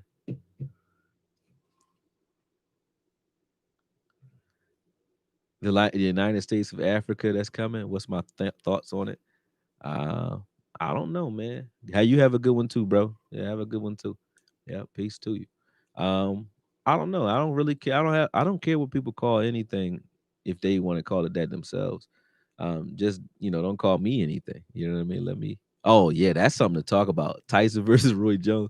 But yeah, I don't know what to call. I don't know what to think of the United States of Africa. That it's a corporation that they unify in a bunch of countries under, just like they've done here. But um, yeah, I don't know what to feel about that. I mean, that's part of sewing up the entire continent so it's easier to manage. It's like centralizing the politics of a country, of some states, many countries, which they were going to now look at as states, I guess. But yeah, Tyson versus Roy Jones match is not fair, man. I was like, don't do it, Roy. Roy trying to fight Tyson is like it's not fair because Roy is pretty, man. It's like Gambit versus Wolverine, man. Gambit is that boy. He's a slick dude, man. He's slick, and he can do some thorough tricks with some cards. But Wolverine is just a fucking murderer. He's heavy, he's short, he's stocky, and he come to kill. That's Tyson, man. Tyson gonna murder Roy Jones, and then one of them already got a weak chin at that. Tyson gonna murder Roy Jones. He said African black folks aren't from Africa. Montana, you may be onto something good, brother. Who knows? Who knows? We don't talk about that here though. But who knows, brother? Who knows? I know Yeah, I know that there's a reason why a lot of people from down south, black people from down south, think that they have Indian heritage, because it's not Indian heritage that they're talking about. They know that there were blacks who were here prior to anyone coming here, or prior to Columbus coming here anyway. But that's another lesson. That's a history lesson, man. We ain't getting to that.